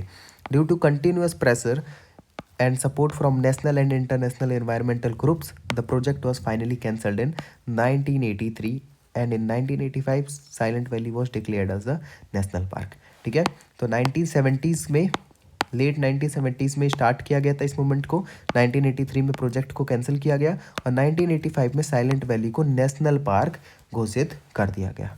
ठीक है, आया समझ में। एनवायरमेंटल हिस्ट्री में इंडिया के काफ़ी ज़्यादा इंपॉर्टेंट है ये साइलेंट वैली वाला movement. Nuclear energy and wind energy में क्या अंतर होता है, क्या होते हैं? It is a powerful source of energy produced by splitting the nucleus of heavy atoms such as uranium in a process called nuclear fission. ठीक है, तो बेसिकली हम इसमें से एनर्जी प्रोड्यूस करते हैं एटम्स को ब्रेक डाउन करके, एटम्स को स्प्लिट करके, यूरेनियम हो गया। ठीक है, और ये कौन से प्रोसेस के द्वारा किया जाता है, nuclear fission. During this process a large amount of heat energy is released which is used to produce steam that rotates turbine to generate electricity. आपने इलेक्ट्रिसिटी देखा होगा। ठीक है, इलेक्ट्रिसिटी कैसे प्रोड्यूस की जाती है इसको देखा होगा, सॉरी। ठीक है, तो वहाँ पे बेसिकली एक टर्बाइन जैसा होता है, मोटर जैसा होता है। ठीक है, एक मोटर जैसा होता है, एक पंखे की तरह होता है टर्बाइन। ठीक है, तो उसे क्या करते हैं, उसे जब घुमाना पड़ता है तो इलेक्ट्रिसिटी जनरेट होती है। तो इसे घुमाने के लिए काफ़ी ज़्यादा एनर्जी की ज़रूरत होती है। ठीक है, तो जब हम क्या करते हैं कि एक पावरफुल सोर्स ऑफ एनर्जी को स्प्लिट करते हैं कई सारे हीट एटम्स में, लाइक यूरेनियम हो गया, किसकी वजह से, न्यूक्लियर फ्यूज़न की मदद से, और जब इसे घुमाते हैं तो वहाँ से क्या निकलती है, इलेक्ट्रिसिटी प्रोड्यूस होती है। ठीक है, energy is considered a non renewable resource because it depends on limited fuel resources. तो बेसिकली ये दोबारा जनरेट नहीं की जा सकती, दोबारा इसे प्रोड्यूस नहीं किया जा सकता, क्योंकि जो फ्यूल रिसोर्सेज है हमारे पास काफ़ी लिमिटेड है। यहाँ पर जो पावरफुल रिसोर्सेज की बात हो रही है वो उसी की बात हो रही है जो कि काफ़ी हमारे पास लिमिटेड है, but it produces a large amount of energy with low carbon emissions. ठीक है, तो कार्बन को कम एमिट करते हुए, कम कार्बन निकालते हुए भी काफ़ी लार्ज मात्रा में हमें यहाँ पर एनर्जी देखने को मिलती है। It is highly efficient and can supply continuous electricity without interruption sorry.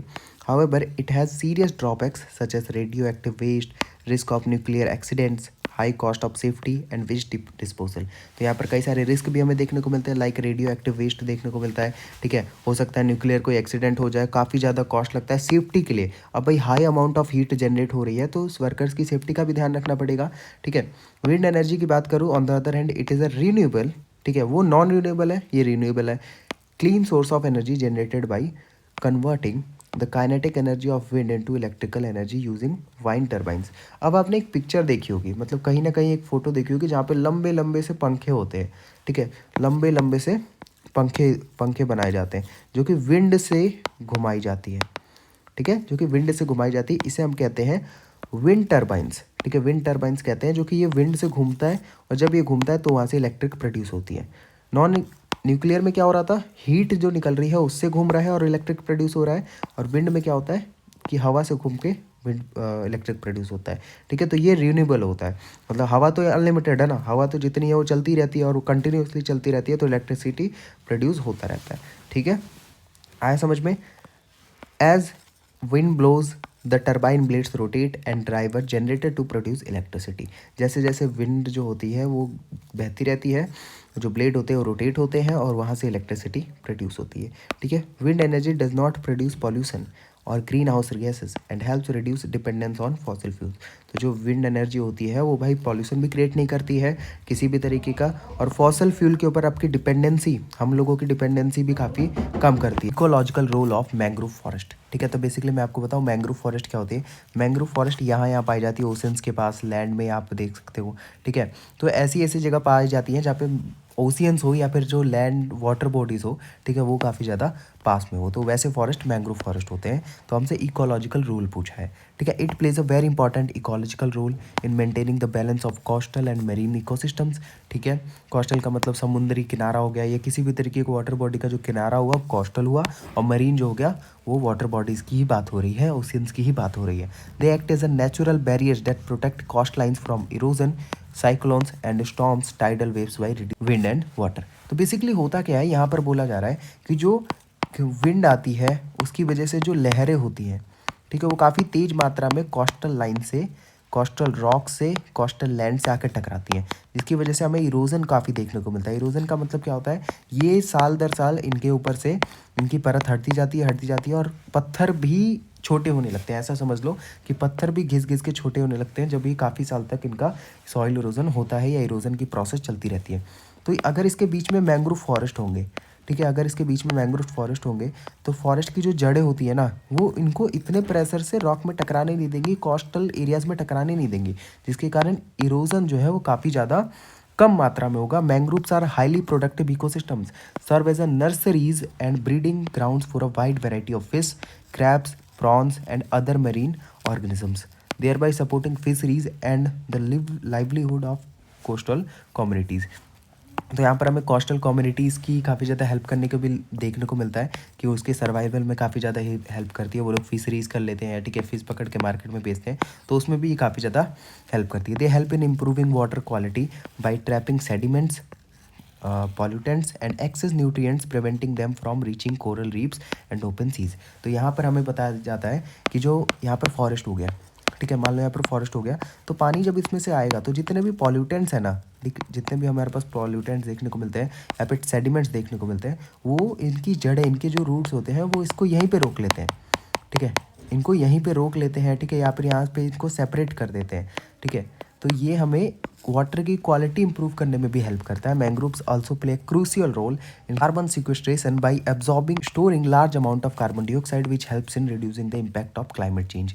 Additionally they support rich biodiversity, जाहिर सी बात है वहाँ पे बायोडाइवर्सिटी बहुत ज़्यादा होती है, फॉरेस्ट है तो ठीक है, डिफरेंट डिफरेंट टाइप्स की बायोडाइवर्सिटी होगी, इंक्लूडिंग बर्ड्स, रेप्टाइल्स हो सकते हैं, ठीक है, या मैमल्स हो सकते हैं। And maintain ecological stability by linking terrestrial and marine ecosystem. मैंने अभी बताया कि ऐसे इकोसिस्टम होते हैं बेसिकली जो मरीन और टेरेस्ट्रियल यानी लैंड को और मरीन इकोसिस्टम को लिंक करके रखते हैं। देखो ये जहाँ भी है, ये यहाँ हो गया, ये यहाँ हो गया, या यहाँ हो गया, इन्होंने क्या कर रखा है, लैंड को कनेक्ट कर रखा है वाटर बॉडीज से, ठीक है। अब बात करते हैं भोपाल गैस स्ट्रेटजी के बारे में, काफ़ी इंपॉर्टेंट है ये, ठीक है। तो ये एक इंडस्ट्रियल डिजास्टर था। तो होता है क्या है कि 2 और 3 दिसंबर की रात को 1984 में, भोपाल की बात है ये, मध्य प्रदेश की, ठीक है, जो हमारी कंपनी है union carbide India limited pesticide plant, ठीक है, वहाँ से गैस लीक होती है, ठीक है, मिथिल आइसोकनाइट ये गैस होती है, ये लीक हो जाती है और किसी की वजह से काफ़ी बड़ा डिजास्टर होता है। The gas spread rapidly near by areas, ठीक है, exposing thousands of people while they were asleep, मतलब सारे लोग सो रहे होते हैं और ये गैस पूरी तरीके से पूरे शहर में फैल जाती है, इधर उधर के रेजिडेंशियल एरिया में भी फैल जाती है। As a result 1000 died immediately due to suffocation and many more suffered severe health problems like respiratory disorders, eye damage, neurological issues, eye पे काफ़ी ज़्यादा इम्पैक्ट हमें देखने को मिलता है, न्यूरोलॉजिकल इशूज़ भी देखने को मिलते हैं, लॉन्ग टर्म इलनेस, काफ़ी लंबे समय तक लोग इससे उभर नहीं पाए थे। देखो इस ट्रेजेडी से काफ़ी ज़्यादा इन्वायरमेंट को भी नुकसान हुआ था। जाहिर सी बात है अगर कोई हार्मफुल गैस निकलेगी, इतनी हार्मफुल कि वो लोगों को मार दे, मतलब उनके नींद में ही लोगों को मार दे, उनकी आँखें जलाने पर मजबूर कर दे, तो इन्वायरमेंट को तो नुकसान होगा ही होगा, जाहिर सी बात है, आप खुद सोचो। It highlighted the lack of industrial safety measures, ठीक है, ये इसने ये बताया हम लोगों को, इसने ये हाईलाइट किया कि किस तरीके से इंडस्ट्री में सेफ्टी मेजर्स का ध्यान नहीं रखा गया था, पुअर मेंटेन किया गया था, पुअर मेंटेनेंस था, ठीक है। तो काफ़ी इनएडुकेट चीज़ें थी वहाँ पर, मतलब किसी भी तरीके की व्यवस्था नहीं थी वहाँ पर, पुअर मेंटेनेंस था। तो इस चीज़ को हाईलाइट किया भोपाल गैस स्ट्रेटजी ने। It led to increased awareness about industrial hazards, the need for strict environmental laws, इसकी वजह से हमें ये नीड पड़ी कि हम एनवायरमेंटल लॉस बनाएं, ठीक है, किसी भी तरीके की कोई लापरवाही देखने को ना मिले, corporate responsibilities, better disaster management system to prevent such incidents in the future. तो ये कुछ इम्पैक्ट है हमारे पास भोपाल गैस स्ट्रैटेजी के, ठीक है, स्ट्रैटेजी मतलब सॉरी ट्रेजेडी के, ठीक है। इरोजन मैं आपको एक छोटा सा आइडिया दे चुका हूँ कि सॉइल इरोजन क्या होता है, आप इसमें देख लेना कि जब टॉप फर्टाइल लेयर सॉइल की रिमूव हो जाती है, ठीक है, किसी न किसी वजह से, जैसे वाटर की वजह से, विंड की वजह से, आइस की वजह से, ग्रेविटी की वजह से, तो उसकी फर्टिलिटी बहुत ज़्यादा कम हो जाती है, फर्टिलिटी अपनी सॉइल जो है वो खो देता है, ठीक है। इसके अंदर काफ़ी न्यूट्रिएंट्स पाए जाते हैं, ऑर्गेनिक मैटर पाए जाते हैं, माइक्रो ऑर्गेनिज्म पाए जाते हैं जो कि प्लांट के ग्रोथ को सपोर्ट करते हैं, बट वो खोने की वजह से फिर वो सॉइल जो है इनफर्टाइल हो जाता है और वो प्लांट की ग्रोथ को सपोर्ट नहीं कर पाता, ठीक है। कंपोस्ट भी आप पढ़ लेना, कंपोस्ट काफ़ी इजी है। लैंटिक इकोसिस्टम मैं पढ़ाता हूँ आपको। It is a type of fresh water ecosystem characterized by still और slow moving water such as lakes, ponds, reservoirs and wetlands, ठीक है। तो बेसिकली एक फ्रेश वाटर इकोसिस्टम है, ठीक है, जिसमें हमें स्लो मूविंग वाटर, मतलब इसमें ज़्यादा लहरें ना हो, काफ़ी ज़्यादा शांत पानी हमें देखने को मिलता है ऐसे इकोसिस्टम में, जैसे लेक्स हो गई आपकी, पॉन्ड्स हो गए, रिजर्वायर्स हो गए, वेटलैंड्स हो गए। These ecosystems are formed in natural depressions of artificial water bodies where water remains relatively stationary for long periods, ठीक है। तो स्टेशनरी फॉर्म में अगर लॉन्ग पीरियड में है वाटर बॉडीज जो है वो स्टेशनरी फॉर्म में है, ठीक है, तो वो लैंटिंग इकोसिस्टम में ही होता है। They are divided into different zones based on depth, light availability, including the littoral zone near the shore, the limentic zone of open surface, profundal zone of deeper water and the benthic zone at the bottom, ठीक। तो हमें यहाँ पर कितने zone देखने को मिले, littoral zone, ठीक है, लिमेंटिक जोन ऑफ ओपन सरफेस, ठीक है, profundal zone of deeper water and the benthic zone at the bottom, ठीक है। 4 तरीके के जोन देखने को मिले, बस आप जोन के नाम याद कर लेना, हो जाएगा काम। These zone support a wide variety of organism such as phytoplankton, zooplankton, aquatic plants, fish, insects, amphibian organisms, ठीक है। तो ये कुछ इंपॉर्टेंट चीज़ें हो गई जो आपको याद रखनी है।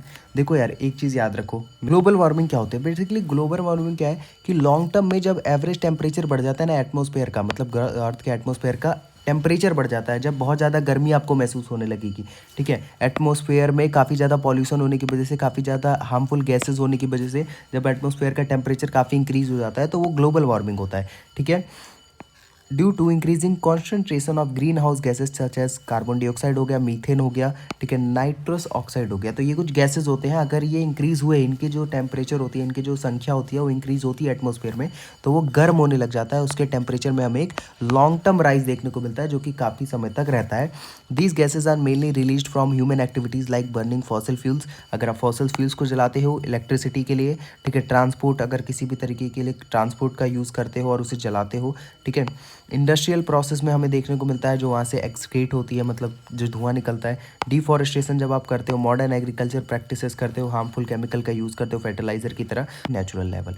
तो देखो होता क्या है, मैं आपको बताता हूँ, एक बात बताता हूँ कि जो हमारे पास ये मान लो अर्थ है, ठीक है, ये मान लो अर्थ है, ठीक है, तो शॉर्ट में समझना, ठीक है, मान लो यहाँ पर पेड़ है, ठीक है, काफ़ी अधिक मात्रा में पेड़ है, ठीक है, तो ये जो कार्बन डाइऑक्साइड टाइप गैसेज होती है ना, जो कि हार्मफुल गैसेज होती हैं, ये काफ़ी भारी गैसेज होती हैं, ठीक है, काफ़ी ज़्यादा भारी गैसेज होती हैं, या यूँ कह लो कि ये ऊपर जाने में काफ़ी ज़्यादा टाइम लेती है, ठीक है। तो अगर मान लो हमारे पास पेड़ों की संख्या, प्लांट्स की संख्या ज़्यादा रहेगी, तो प्लांट्स क्या करते हैं, वो कार्बन डाइऑक्साइड को अपने अंदर लेके ऑक्सीजन बाहर निकालते हैं, ठीक है। तो अगर हमारे पास प्लांट्स की संख्या ज़्यादा रहेगी और अगर कार्बन डाइऑक्साइड छूट भी रहा है अगर इन्वायरमेंट में, तो भी प्लांट्स इसे अपने अंदर लेके ऑक्सीजन एनवायरनमेंट में छोड़ देंगे, ठीक है। लेकिन अगर प्लांट्स की संख्या काफ़ी ज़्यादा कम होती है, प्लांट्स की संख्या काफ़ी किसी एरिया में कम हो गई, तो वहाँ पर कार्बन डाइऑक्साइड क्या होते हैं, वो नीचे ही पूरी जमा हो जाते हैं और प्लांट्स ना होने की वजह से वहाँ का जो इन्वायरमेंट है वो काफ़ी ज़्यादा गर्म हो जाता है, ठीक है। इसलिए कहते हैं ग्लोबल वार्मिंग को रिड्यूस करने के लिए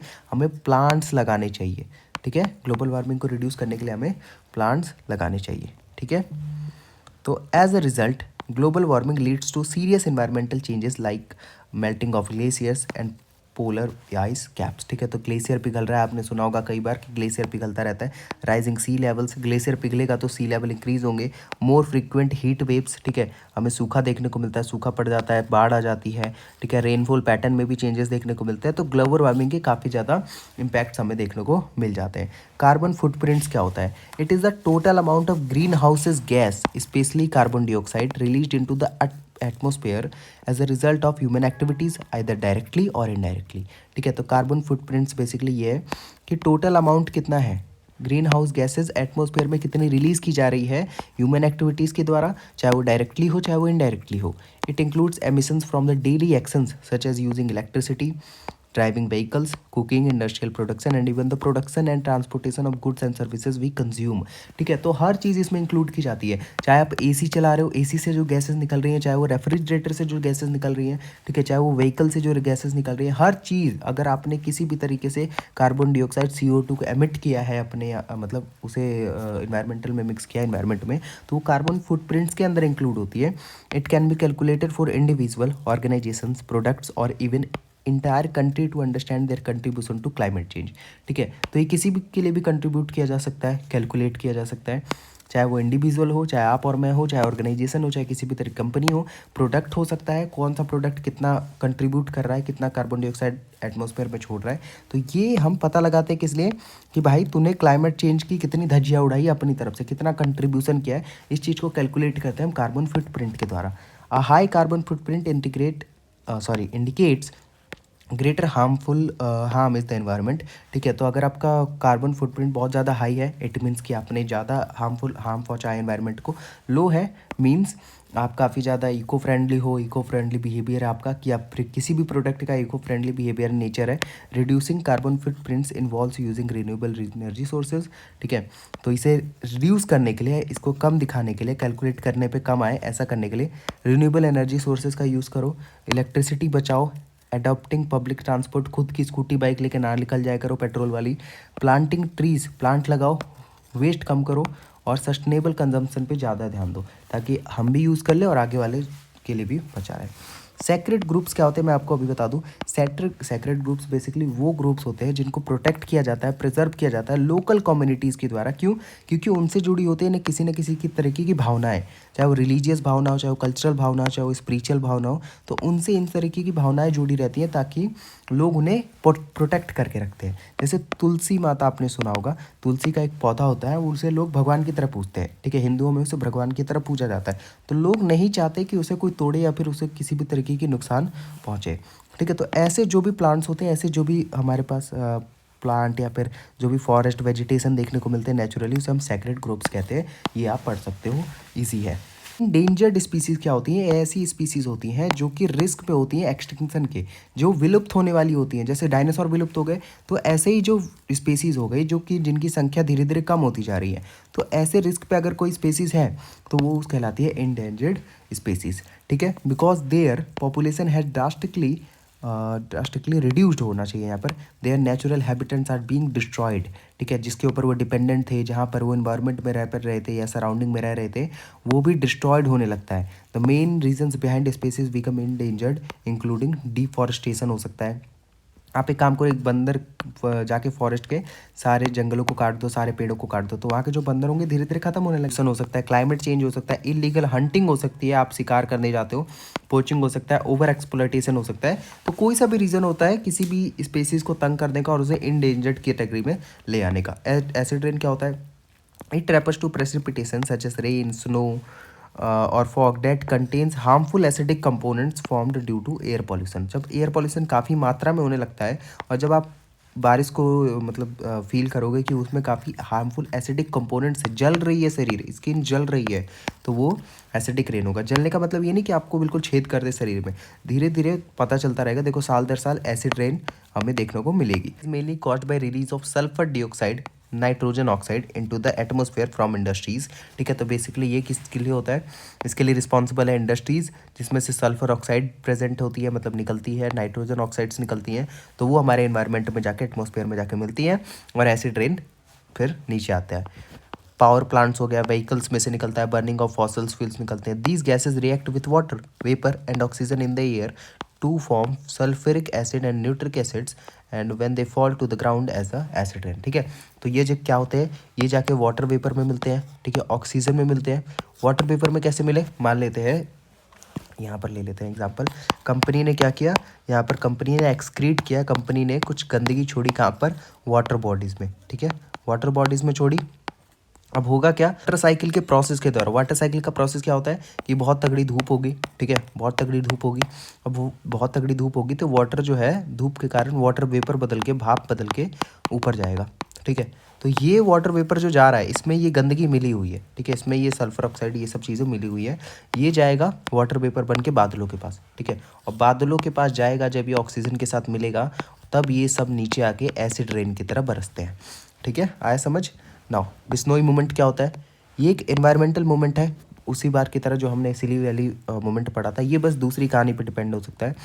कंजर्वेशन मूवमेंट है that originated in India during 15th century and is closely associated with the teaching of Guru Jambheshwar, the founder of the Bishnoi community. ठीक है, तो जो गुरु जम्बेश्वर थे उन्होंने इसका स्टार्ट किया था, उन्होंने इसे स्टार्ट किया था, जो कि कम्युनिटी फाउंडर थे किसके? बिश्नोई कम्युनिटी के। The movement emphasized the protection of nature, wild life, trees as a moral religious duty. तो यहाँ पर आपने देखा होगा, बिश्नोईज के बारे में आपने सुना होगा। जो बिश्नोई होते हैं, ठीक है, लॉरेंस बिश्नोई का नाम कौन नहीं जानता। जो बिश्नोई होते हैं वो कम्युनिटी अपने बच्चों की तरह पालती है वाइल्ड लाइफ चीज़ों को या फिर नेचुरल चीज़ों को बहुत ज़्यादा पालती है। तो उनका फाउंडर ही, मतलब जो उनका फाउंडर थे, ठीक है, वही इस चीज़ को बोलते हैं कि भाई रिलीजियस ड्यूटी की तरह उनका पालन करो। ठीक है, आपको वाइल्ड लाइफ को देखना है, वाइल्ड लाइफ को आपको टेक केयर करनी है। ठीक है, उसका प्रोटेक्शन में आपको लगाना है अपनी ज़िंदगी। The Bishnoi community strictly follow 29 principles mainly of which focused on environment conservation. तो ये 29 सिद्धांत को फॉलो करते हैं जिससे वो एनवायरमेंटल प्रोटेक्ट कर सके, कंजर्व कर सके, सच एज प्रोटेक्टिंग एनिमल्स। ठीक है, preserving trees, maintaining harmony with the nature. ठीक है, तो ट्रीज़ को प्रोटेक्ट करो भाई, एनिमल्स को प्रोटेक्ट करो। जैसे देखो सलमान खान इसी वजह से उसमें पड़े हुए, प्रॉब्लम पड़े हुए, क्योंकि उन्होंने एक हिरन को मार दिया था। ठीक है, the most famous incident related to the Bishnoi movement occurred in 1730 at Khejarli village in Rajasthan, where Amrita Devi Bishnoi and 363 other people sacrificed their lives to protect khejri trees from being cut out by the king soldiers. ठीक है, तो राजा के सिपाहियों से बचाने के लिए अमृता देवी बिश्नोई जो थी, उन्होंने 363 और आदमियों के साथ अपनी जान दे दी थी ताकि वो खेजरी ट्रीज को कटने से बचा सके। The Bishnoi movement is considered as one of the earliest example of the organised environmental protection as inspired later moments like Chipko moment. ठीक है, तो चिपको मोमेंट भी हम पढ़ेंगे। तो उम्मीद करता हूँ विश्नोई मोमेंट आपको समझ में आ गया होगा। मिनामाता डिसीज आता है और रामसर कन्वेंशन आता है, इसे आप पढ़ लेना, बहुत ही ईजी लैंग्वेज में लिखा हुआ है, ये उतना इंपॉर्टेंट है नहीं। ठीक है, डिजास्टर मैनेजमेंट देख लेते हैं। It refers to the organised process of planning, preparing for responding to recovering from disaster in order to reduce their impact on human life, property and the environment. तो ये basically एक organised process है जिसमें हम पूरी तरीके से plan रहते हैं, पूरी तरीके से रेडी रहते हैं कि किसी भी डिजास्टर को कैसे हैंडल किया जाए, किसी भी डिजास्टर के साथ कैसे हम डील कर सकते हैं, उसके लिए पूरी तरीके से रेडी रहते हैं ताकि वो ह्यूमन लाइफ पे कम से कम इम्पैक्ट डाल सके। ठीक है, प्रॉपर्टी पे कम से कम इम्पैक्ट डाल सके और इन्वायरमेंट पे कम से कम इम्पैक्ट डाल सके। Disasters can be natural such as earthquake, floods, cyclones, droughts and tsunamis, और मैन मेड। ठीक है, तो नेचुरली भी आ सकते हैं और वो मतलब मैन मेड भी आ सकते हैं, जैसे इंडस्ट्रियल एक्सीडेंट्स हो गए। ठीक है, न्यूक्लियर डिजास्टर हो गए, फायर्स हो गया, या केमिकल लीक्स आ गए, हो सकता है किसी ने न्यूक्लियर बॉम्ब अटैक कर दिया हो कंट्री के ऊपर। तो इन सब चीज़ों से बचने के लिए disaster management includes 4 major phases: prevention and mitigation to reduce risk, preparedness through planning and training, response during emergencies such as rescue, relief operations, recovery involving rehabilitation and reconstruction, effective disaster management, requires condition between government agencies, coordination कि उनको coordination चाहिए। अब देखो disaster management हो रहा है तो government की तरफ से अगर कोऑर्डिनेशन नहीं मिलेगा तो घंटा कर पाएगी कुछ, वो डिजास्टर मैनेजमेंट हो पाएगा? क्योंकि गवर्नमेंट ही तो बेसिकली मेन जो चला रही है वो गवर्नमेंट चला रही है, तो उनका कोऑर्डिनेशन इस चीज़ में बहुत ज़रूरी है। Disaster response forces, local authorities, NGOs and communities. मैं इंडिया की बात करूँ तो organisation like national disaster management authority NDMA, ठीक है, ये प्ले करती है यहाँ पर बहुत ही इंपॉर्टेंट रोल। ठीक है, डिजास्टर मैनेजमेंट में, जो कि लॉस को मिनिमाइज करने में फोकस करता है। ठीक है, क्विक रिलीफ देता है, जो भी हमारे पास लॉस हो चुके हैं अब उसको रिकवर कैसे किया जाए उस पर ध्यान देते हैं। सस्टेनेबल गोल्स में आपको बता दूं, सस्टेनेबल डेवलपमेंट बेसिकली क्या होता है कि डेवलपमेंट आपके खुद का हो, आप रिसोर्सेज यूज़ करो अपने डेवलपमेंट के लिए, it is okay, it is good, but इस तरीके से आपको करना है, इस तरीके से आपको सस्टेनेबल डेवलपमेंट करना है कि आप भी यूज़ कर लो। ठीक है, आप भी यूज़ कर लो और सामने वाले के लिए, मतलब आगे वाली जनरेशन के लिए भी बचा कर रखो। ये सस्टेनेबल डेवलपमेंट होता है, पहली बात तो ये। ठीक है, इसमें 17 तरीके के ग्लोबल गोल्स होते हैं। ठीक है, adopted by United nation in 2015, जो कि ये अडॉप्ट किए गए थे, किसके द्वारा अडॉप्ट किए गए थे? यूनाइटेड नेशन के द्वारा 2015 में, to achieve a better and more sustainable future for all people by the year 2030। 2030 तक सारे ही लोग अच्छी तरीके से जिए, अच्छे सारी कंट्रीज़ के लोग एक बेटर लाइफ देखिए जिए, बेटर क्वालिटी लाइफ वो इन्जॉय कर पाए 2030 तक, इस पे ध्यान दिया गया था। इसीलिए 17 ग्लोबल गोल्स को अडॉप्ट किया गया था। These goals aims to balance economic growth, social development, environmental protection, so that present needs are met without harming the ability of future generation to meet their own need. तो मैंने अभी आपको बताया कि खुद भी डेवलपमेंट करना है अपना और आगे वाले को भी डेवलपमेंट करवाना है, आगे वाली जनरेशन को। तो ये हमें 17 गोल्स ही लिखे हुए हैं, बट ये पैराग्राफ में लिखे हुए हैं। बट मैंने आपको यहाँ पर देखो 17 गोल्स यहाँ पर आपको दे दिए line by line. No poverty, zero hunger, good health, quality education, gender equality, clean water होना चाहिए, sanitation, affordable clean energy, decent work and economic growth, industry, innovation and infrastructure, reduced inequalities, sustainable cities, responsible consumption, climate action, life below water, life on land, peace, justice and strong institutions, partnership for the goals. तो ये 17 तरीके के हमारे पास goals हो गए। आपको याद रखना है, भले आप ट्रिक के साथ याद रखो, किसी भी तरीके से याद रखो, पर याद रखना जरूर है। फॉसल फ्यूल क्या होते हैं? These are natural energy resources formed from the remains of plants and animals that lived millions of years ago and were buried under the layer of earth where heat and pressure converted them into coal, petroleum and natural gases।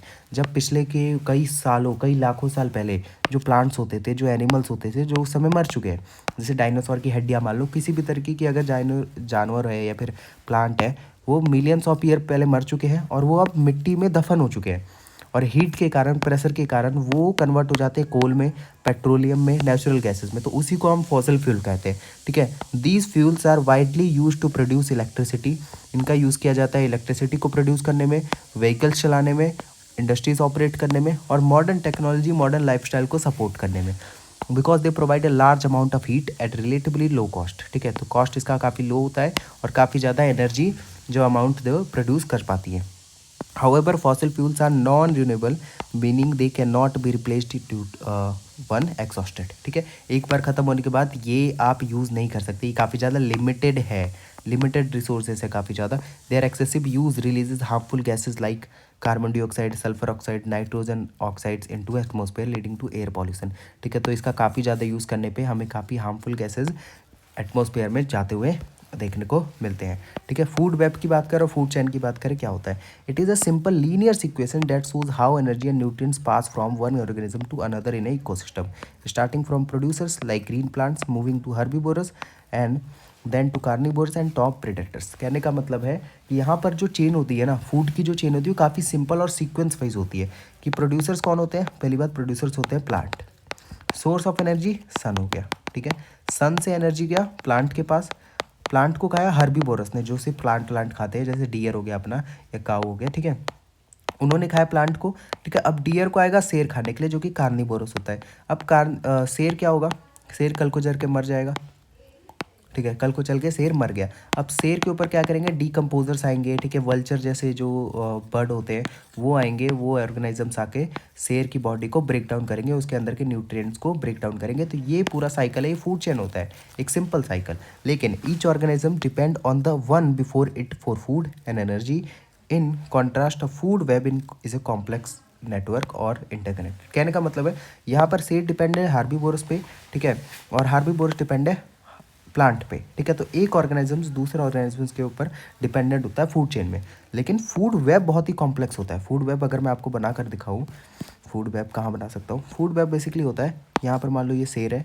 ठीक है, ये यहाँ पर भेड़िया है. ठीक है, ये यहाँ पर डियर है. ठीक है, यहाँ पर रैबिट है, यहाँ पर सांप है, यहाँ पर मेंढक है. ठीक है, तो शेर क्या करेगा? शेर इन सबको खा सकता है. ठीक है, शेर इन सबको खा सकता है. ठीक है, और शेर भेड़िया को भी खा सकता है, भेड़िया इसको भी खा सकता है, ये इसको खा सकता है, ये इसको खा सकता है. तो ये पूरा एक दूसरे से इंटरकनेक्टेड होते हैं. फूड वेब क्या होता है? काफ़ी ज़्यादा कॉम्प्लेक्स और इंटरकनेक्टेड होते हैं एक दूसरे से. ठीक है, और फूड चेन में ऐसा कुछ भी नहीं होता है. फूड चेन काफ़ी सीक्वेंस वाइज होता है. ऑर्गेनिक फार्मिंग काफ़ी ईजी है, जिसमें हम ऑर्गेनिक तरीक़ों का यूज़ करते हैं, किसी भी तरीके के हार्मफुल फर्टिलाइजर्स इन सब का यूज़ नहीं करते. Without use of synthetic chemicals such as artificial fertilisers, pesticides का यूज़ नहीं करते, हर्बिसाइड्स का यूज़ नहीं करते, जेनेटिकली मॉडिफाइड ऑर्गेनिजम्स का यूज़ नहीं करते, और फुल्ली ऑर्गेनिकली तरीके से यूज़ किया जाता है. बात करते हैं रिन्यूएबल एनर्जी की. ठीक है, रिन्यूएबल एनर्जी क्या होता है? तो ये एक ऐसी एनर्जी होती है जिसको हम दोबारा यूज़ कर सकते हैं, जो कि एग्जॉस्ट नहीं होती है, टाइम के साथ एग्जॉस्ट नहीं होती है. जैसे हम फॉसल फ्यूल की बात करें तो वो एग्जॉस्ट हो जाती है, हमने यही पढ़ा है.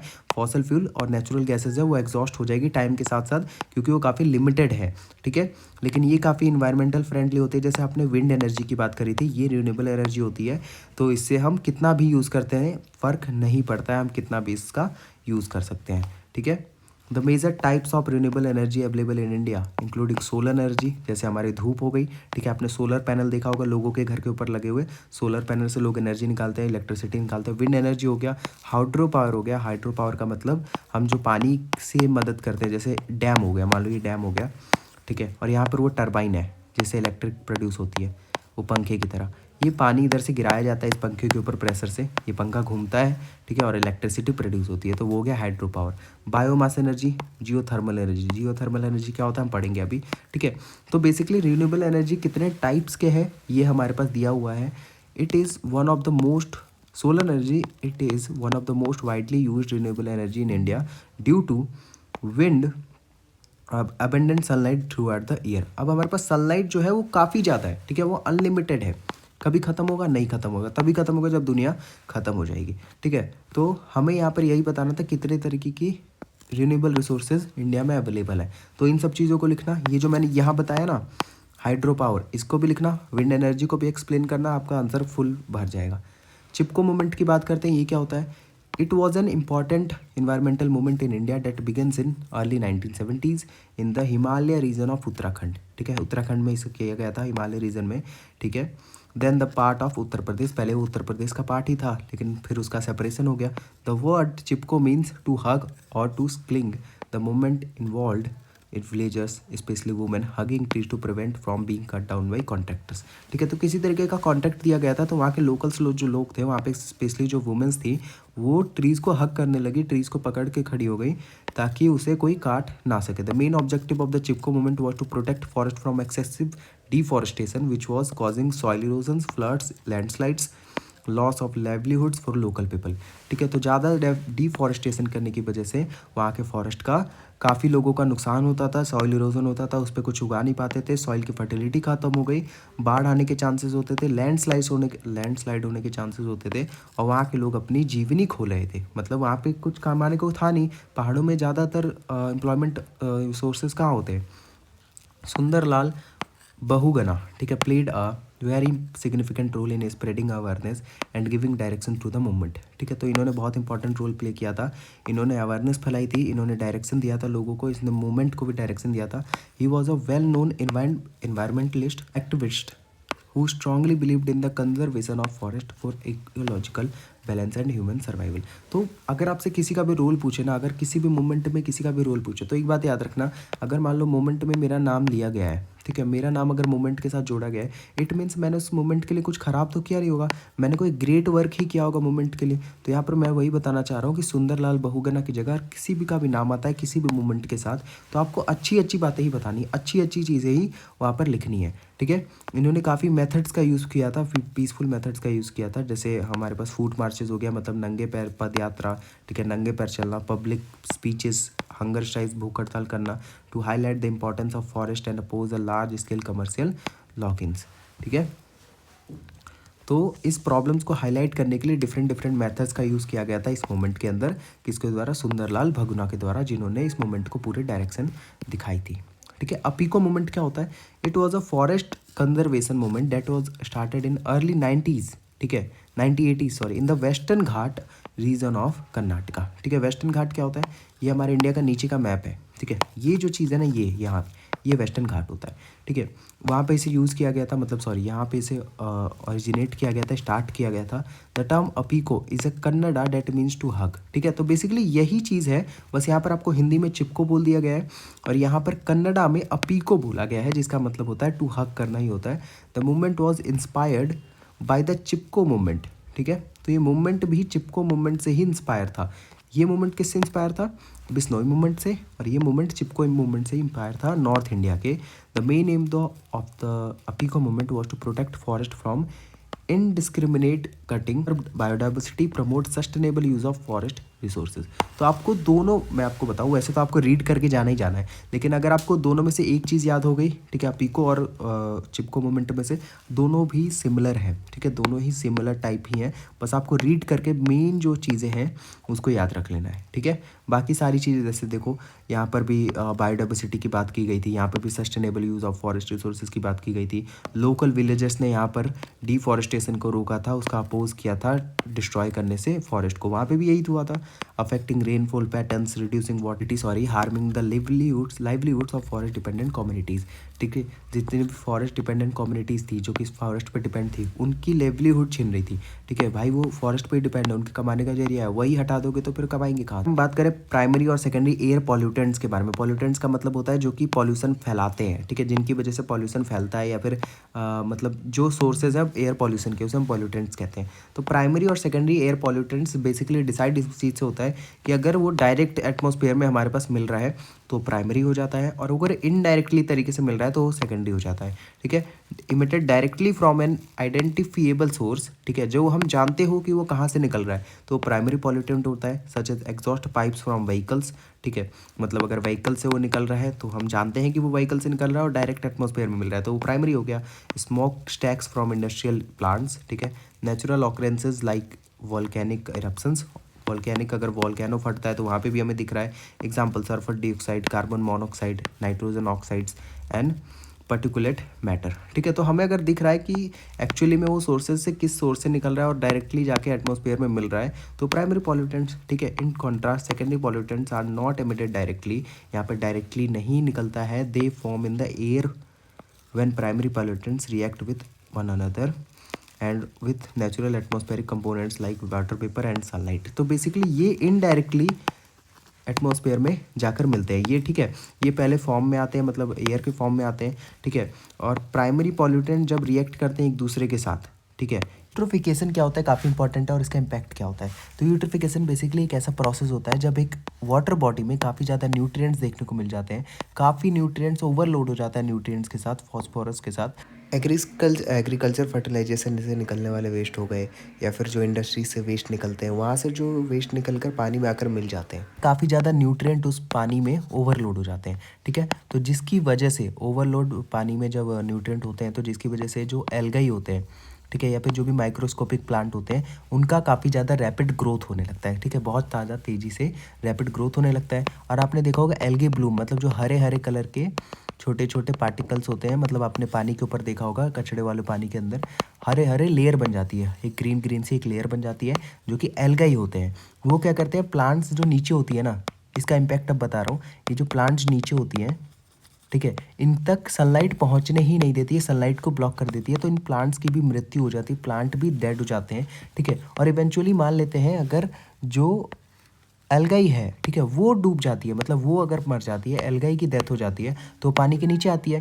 तो पानी के नीचे आती है तो बैक्टीरिया इसे ब्रेक डाउन कर देते हैं, बैक्टीरिया इसे डिकम्पोज कर देते हैं, ठीक है। बैक्टीरिया क्या करते हैं, इसे डिकम्पोज कर देते हैं, जिसकी वजह से जो पानी में ऑक्सीजन की मात्रा होती है वो काफ़ी ज़्यादा लो हो जाती है, ठीक है। अब ऑक्सीजन की मात्रा लो हो जाएगी पानी में, तो जो ऑर्गेनिजम्स है, जो कि फिश हो गए, अदर एक्वाटिक ऑर्गेनिजम्स है, वो कैसे सर्वाइव करेंगे, तो वो सर्वाइव नहीं कर पाते। Beyond the loss of biodiversity, eutrophication can also produce toxic harmful to humans and animals, cause floor orders and significantly increase the cost of treating water for consumption. तो कहने का मतलब है यूट्रिफिकेशन की वजह से बायोडाइवर्सिटी की ऐसी तैसी होती ही है, जो हमने बताया कि यहाँ पर फिश सर्वाइव नहीं कर पाते, ठीक है। ह्यूमंस जो होते हैं वहाँ तक भी हार्मफुल चीज़ें पहुँचती हैं, वहाँ तक भी हार्मफुल टॉक्सिन्स पहुँचते हैं, जिसकी वजह से ह्यूमंस का काफ़ी ज़्यादा पैसा लगता है उस पानी को। तो रिस्टोरेशन क्या होता है, तो यहाँ पर देखो पेन तो ख़राब हो चुका है, पेन चल नहीं रहा है, तो मैं आपको यहाँ पर एक्सप्लेन करता हूँ चीज़ें, बस इन सब चीज़ों को मिटा देता हूँ, ठीक है।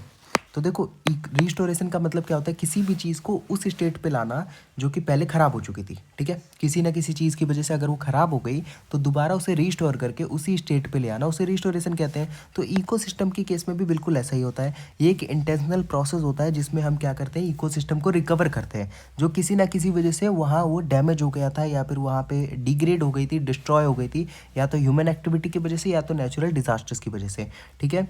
ये चीज़ समझ में आई। तो यहाँ पर देखो आपको हर चीज़ देखनी पड़ती है, वहाँ के वेटलैंड्स हो गए, वहाँ के फॉरेस्ट हो गए, वहाँ के कोरल रीफ्स हो गए, हर चीज़ वहाँ पर देखनी पड़ती है।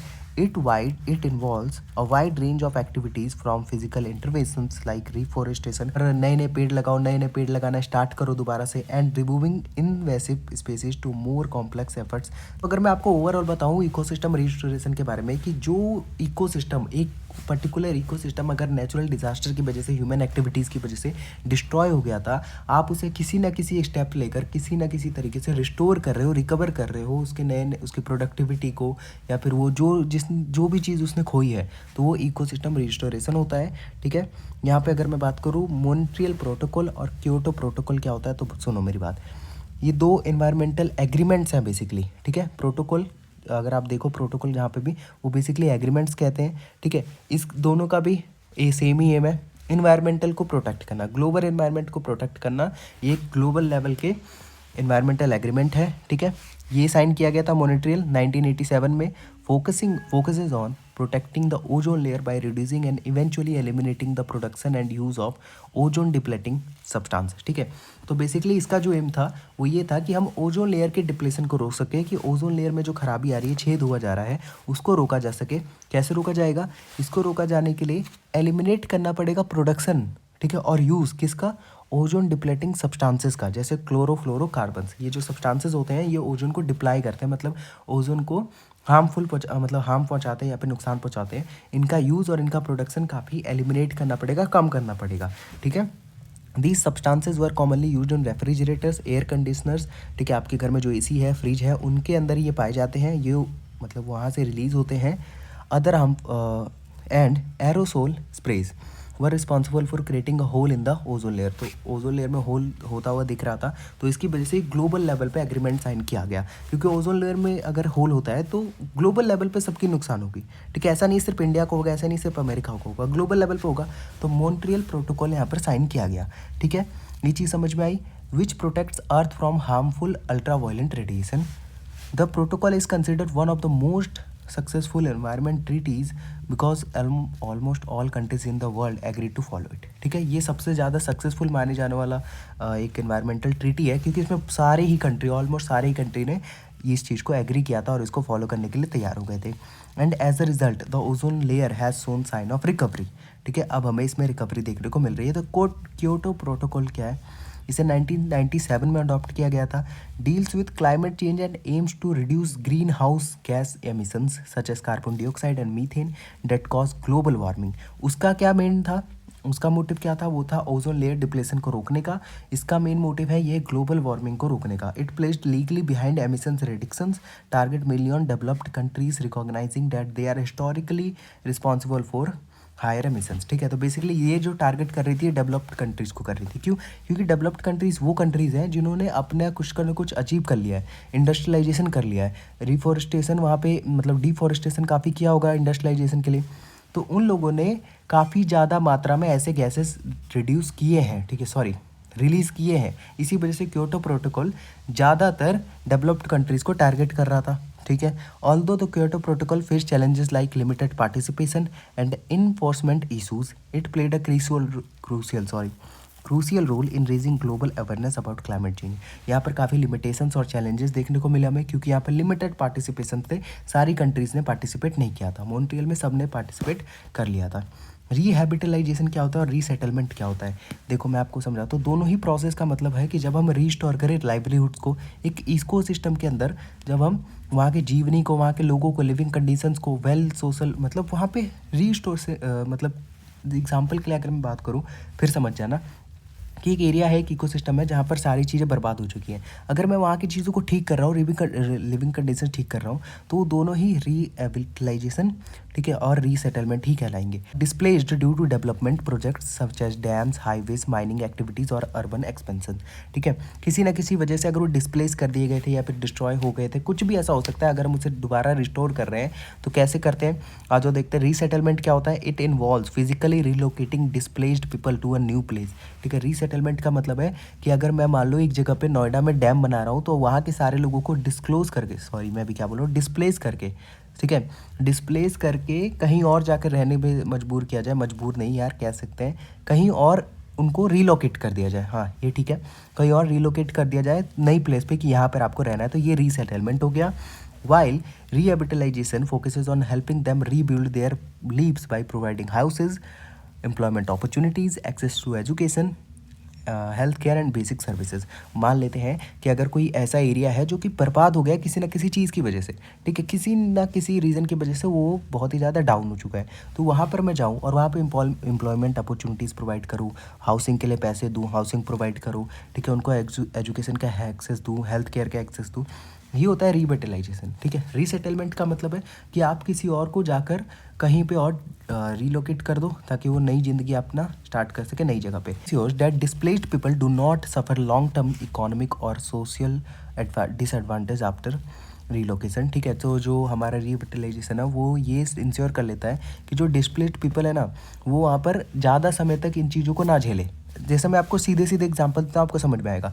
नोएडा वाला एग्जांपल ही मान लेते हैं, नोएडा में डैम बन रहा है, ठीक है, नोएडा के लोगों को उठाकर डिस्प्लेस करके रिलोकेट कर दिया गया दिल्ली, ये रीसेटलमेंट होता है। ठीक है, अब दिल्ली रीसेटल किया गया तो वहाँ पर दिल्ली में ना कोई रिसोर्सेज नहीं है, ज़्यादा अच्छी एम्प्लॉयमेंट अपॉर्चुनिटीज़ नहीं है मान लेते हैं, तो अब मैं उनकी हेल्प करूँगा वहाँ पर नई दुनिया बसाने में, वहाँ पर अपने आप को सर्वाइव करने के लिए उनको तरीका दूंगा, उनको उनकी हेल्प करूँगा ताकि वो सर्वाइव कर सके। तो ये हो गया रीहैबिलिटाइजेशन। नेटिव स्पेसीज़ क्या होती है और इन्वेसिव स्पेसीज़ क्या होती हैं?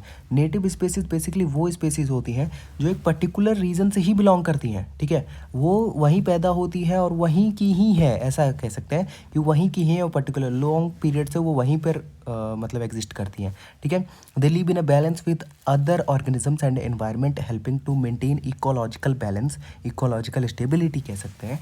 ठीक है, तो वहाँ पर वो रहती हैं, वहाँ के इन्वायरमेंट को अच्छी तरीके से अडॉप्ट करना जानती है। इन्वेसिव स्पेसीज़ की अगर मैं बात करूँ दूसरे तरफ, तो वो ऐसी स्पेसीज़ होती हैं जो किसी न किसी इंटेंशनल की मतलब प्योर इंटेंशनली या फिर किसी न किसी एक्सीडेंट की वजह से लाई जाती हैं। जैसे मान लेते हैं बंगाल टाइगर्स की बात करते हैं, तो वो बंगाल के हमारे पास फॉरेस्ट में देखने को मिलते हैं, लेकिन वहाँ मान लो कभी ऐसा ना हो कि वहाँ पे आग लग जाए, तो वहाँ के सारे स्पीसीज़ को उठाकर कहीं ना कहीं शिफ्ट करना पड़ेगा। तो वो इंटेंशनली किया जाता है जब एक्सीडेंटली या इंसिडेंटली कहीं से कहीं को उठाकर स्पीसीज़ को दूसरी जगह शिफ्ट कर दिया जाए। तो वो इन्वेसिव स्पीसीज़ होती हैं और नेटिव स्पीसीज़ जो कि पहले से ही हैं वहाँ। ग्रीन ट्रिब्यूनल एक्ट क्या होता है basically, it is a specialised judicial body in India that was established in 2010 under the national green tribunal act. ठीक है, तो यहाँ पर एक बॉडी हमने तैयार की, वहाँ पर बॉडी हमने एक स्टेबलाइज की थी 2010 में। ठीक है, जिसका काम क्या था, its main purpose is to provide speedy and effective justice in matters related to environmental protection, conservation of forest, information of environmental laws. तो एनवायरमेंटल लॉज बनाए गए थे, एनवायरमेंटल रूल्स बनाए गए थे। ठीक है, या एनवायरमेंटल प्रोटेक्शन एक्ट बनाए गए थे। तो इन सबको तोड़ने के मैटर में, ठीक है, या इन सब से रिलेटेड अगर किसी भी मैटर में जस्टिस चाहिए हो, इफेक्टिव जस्टिस चाहिए होगा, तो ये जो है ये बिना देर लगाए, मतलब बिना तारीख पे तारीख, ये स्पीडी मैटर में सबसे ज़्यादा जो फैसला है वो यही देने वाली है। The tribunal deals with cases related to pollution से रिलेटेड, एनवायरमेंटल से related, protection of natural resources, या and it has power to give compensation to victim of environmental harm. ठीक है, तो ये डील करती है बेसिकली पॉल्यूशन से रिलेटेड, एनवायरमेंटल की वजह से कुछ हार्ड हुआ हो एनवायरमेंट की वजह से, या नेचुरल रिसोर्सेज के प्रोटेक्शन की बात करती है। ठीक है, और बेसिकली ये रिस्पॉन्सिबल होती है, इसको पावर होता है कि कंपनसेट करे उन विक्टिम्स को, उन लोगों को जो इन्वायरमेंट की वजह से हार्मफुल मतलब हार्म हुआ है जिन लोगों को। ठीक है, एंड एक्स2 स्ट्रैटेजी क्या होती है। ठीक है, तो पहले हम इन-सिटू की बात करते हैं। Two strategy means protecting and conserving species in their natural habitats where they normally live and grow. In situ का मतलब है जहाँ पर रह रही है ना स्पेसीज, वहीं पर उसे प्रोटेक्ट करना, वहीं पे उसे कंजर्व करना, वो होता है हमारा इन-सिटू।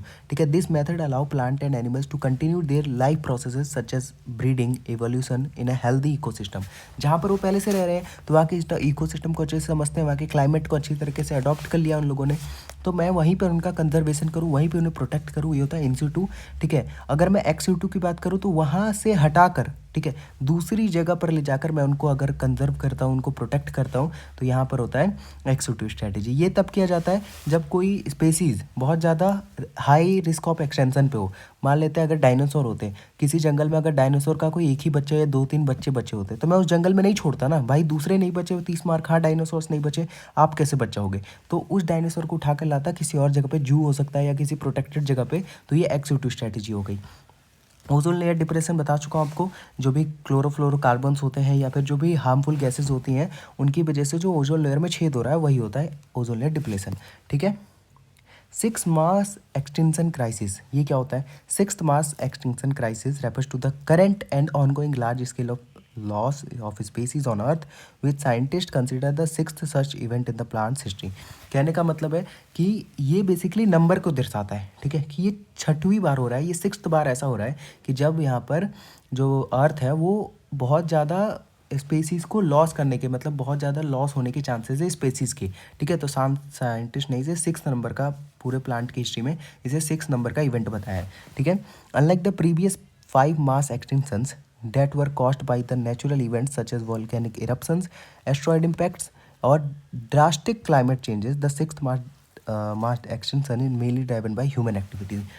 5 जो पहले हो चुके हैं ना, ये नेचुरल चीज़ों की वजह से हुए, नेचुरल इवेंट्स की वजह से हुए, बट जो 6th वाला है, मतलब जो अभी हो रहा है, ठीक है, जो करेंटली चल रहा है, ऑनगोइंग चल रहा है, ये ह्यूमन एक्टिविटीज़ की वजह से हुआ है। लाइक डिफोरेस्टेशन हो गया, हैबिटेट डिस्ट्रक्शन हो गया, ठीक है, पॉल्यूशन की वजह से हो गया, ओवर एक्सप्लॉयटेशन हो गया नेचुरल रिसोर्सेज का, तो इसकी वजह से ये चल रहा है। ठीक है, क्लाइमेट चेंज भी यहाँ पर उतना ही रिस्पॉन्सिबल है, बट ज़्यादा जो चीज़ें हैं वो हमारे पास देखने को मिली है ह्यूमन एक्टिविटीज़ की वजह से।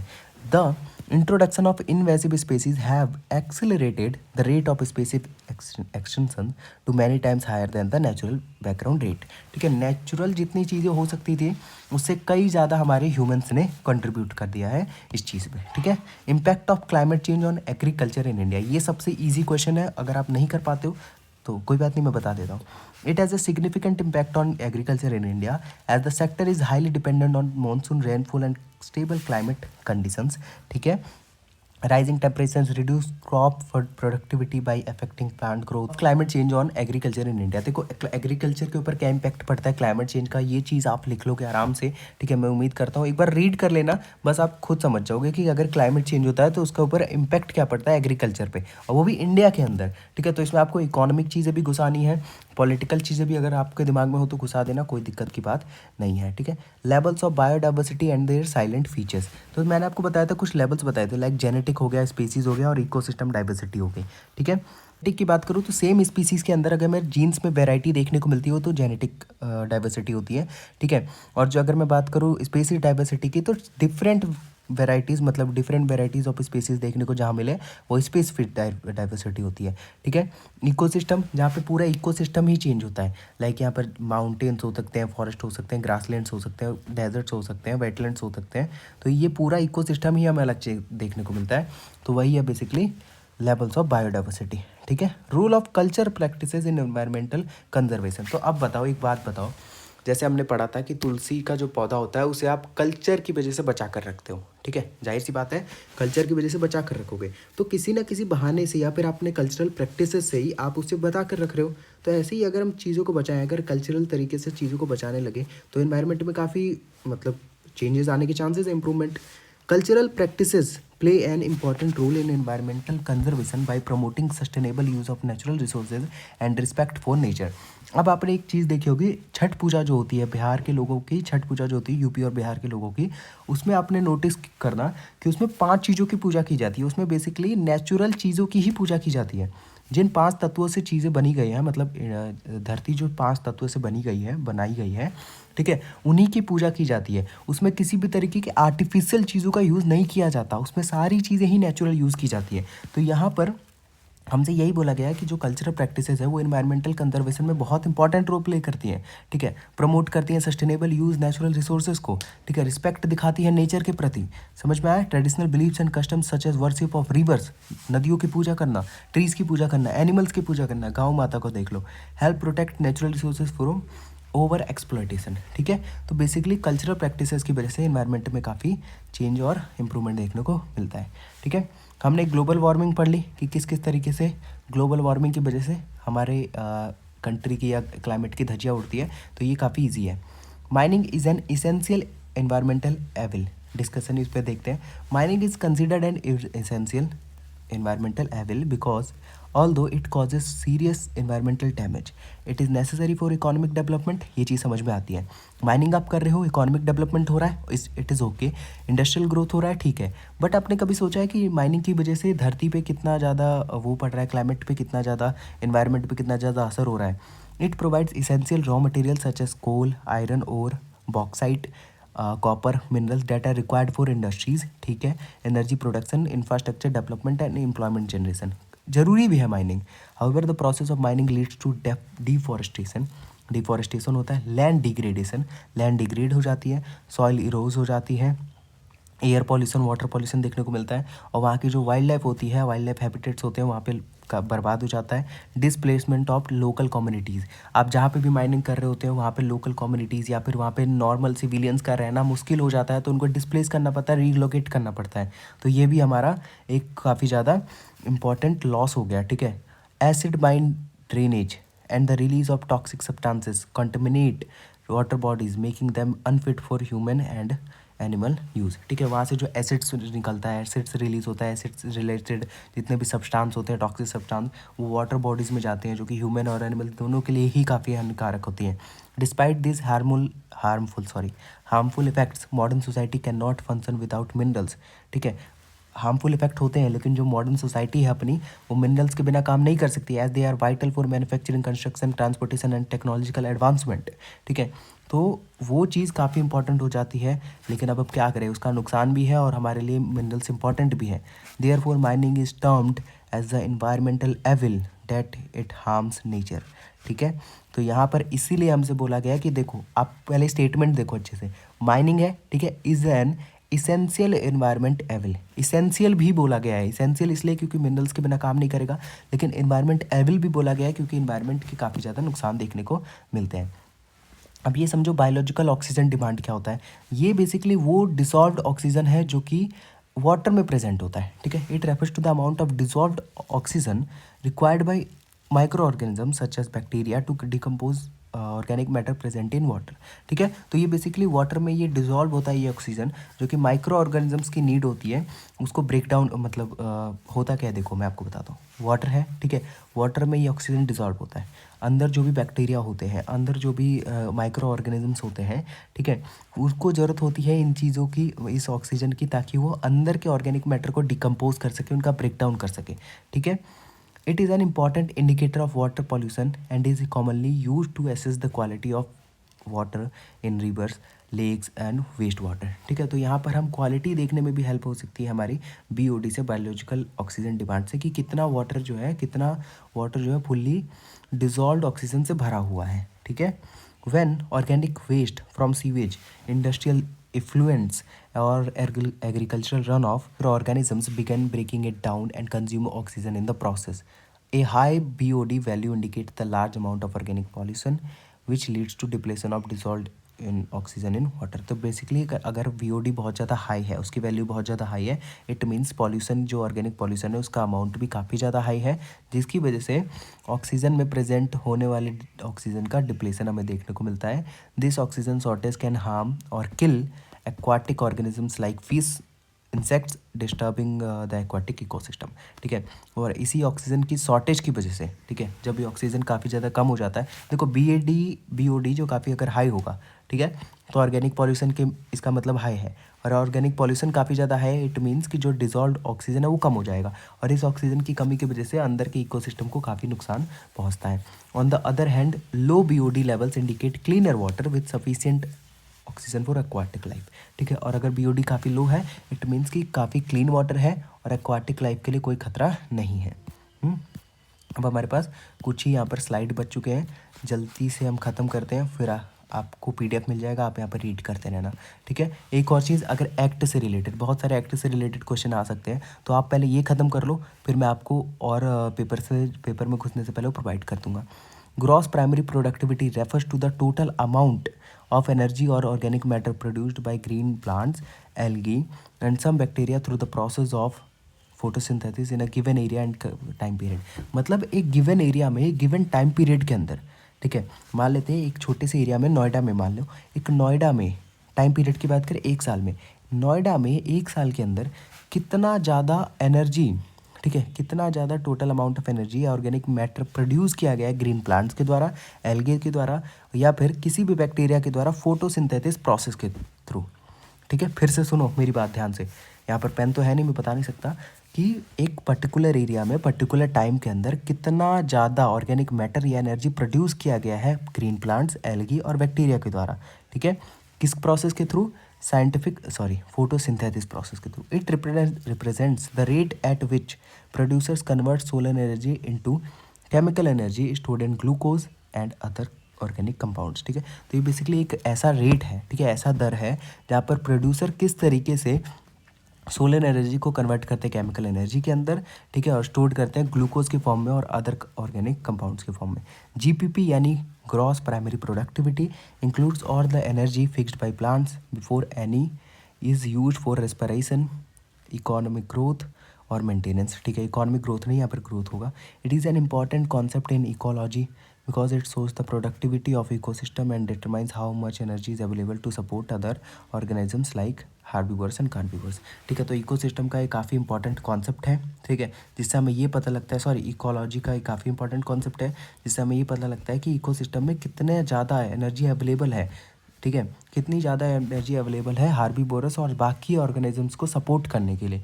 For example, a dense forest with abundant sunlight and a rainfall has a high GPP while a desert has a low GPP due to limited water and vegetation। कहने का मतलब है कितनी ऐसी एनर्जी है, मतलब वहाँ पर एक पर्टिकुलर एरिया में कितना एनर्जी प्रोड्यूस हो रहा है बाकी ऑर्गेनिजम्स को सपोर्ट करने के लिए, यही हमारा GPP होता है, ठीक है। जियोथर्मल एनर्जी क्या होता है? It is a renewable source of energy date is obtained from natural heat stored inside the earth, ठीक है। मतलब जियो का मतलब क्या होता है? अर्थ, और थर्मल का मतलब हीट। तो अर्थ के अंदर कितनी नेचुरल हीट जमा हुई है, उससे जो हम एनर्जी ऑब्टेन करते हैं वो जियोथर्मल एनर्जी होता है। This heat comes from the Earth's core and is produced due to the radioactive decay and the original heat formed during the plants creation.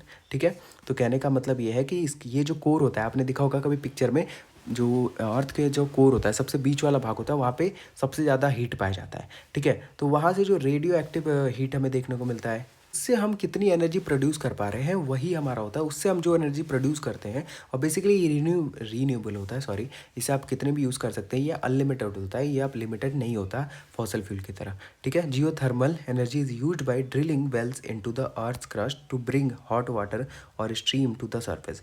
तो ये बेसिकली यूज़ किया जाता है कैसे, ये वेल्स, कुएँ खोदे जाते हैं अर्थ के सरफेस में, अर्थ के क्रस्ट में कुएँ खोदे जाते हैं ताकि हॉट वाटर, नीचे से गर्म पानी और स्टीम को सरफेस तक लाया जा सके, which can then be use to generate electricity और प्रोवाइडिंग हीट। ठीक है, बाद में जिसे हम इलेक्ट्रिसिटी जनरेशन के लिए या हीट प्रोवाइड करने के लिए यूज़ कर सकते हैं।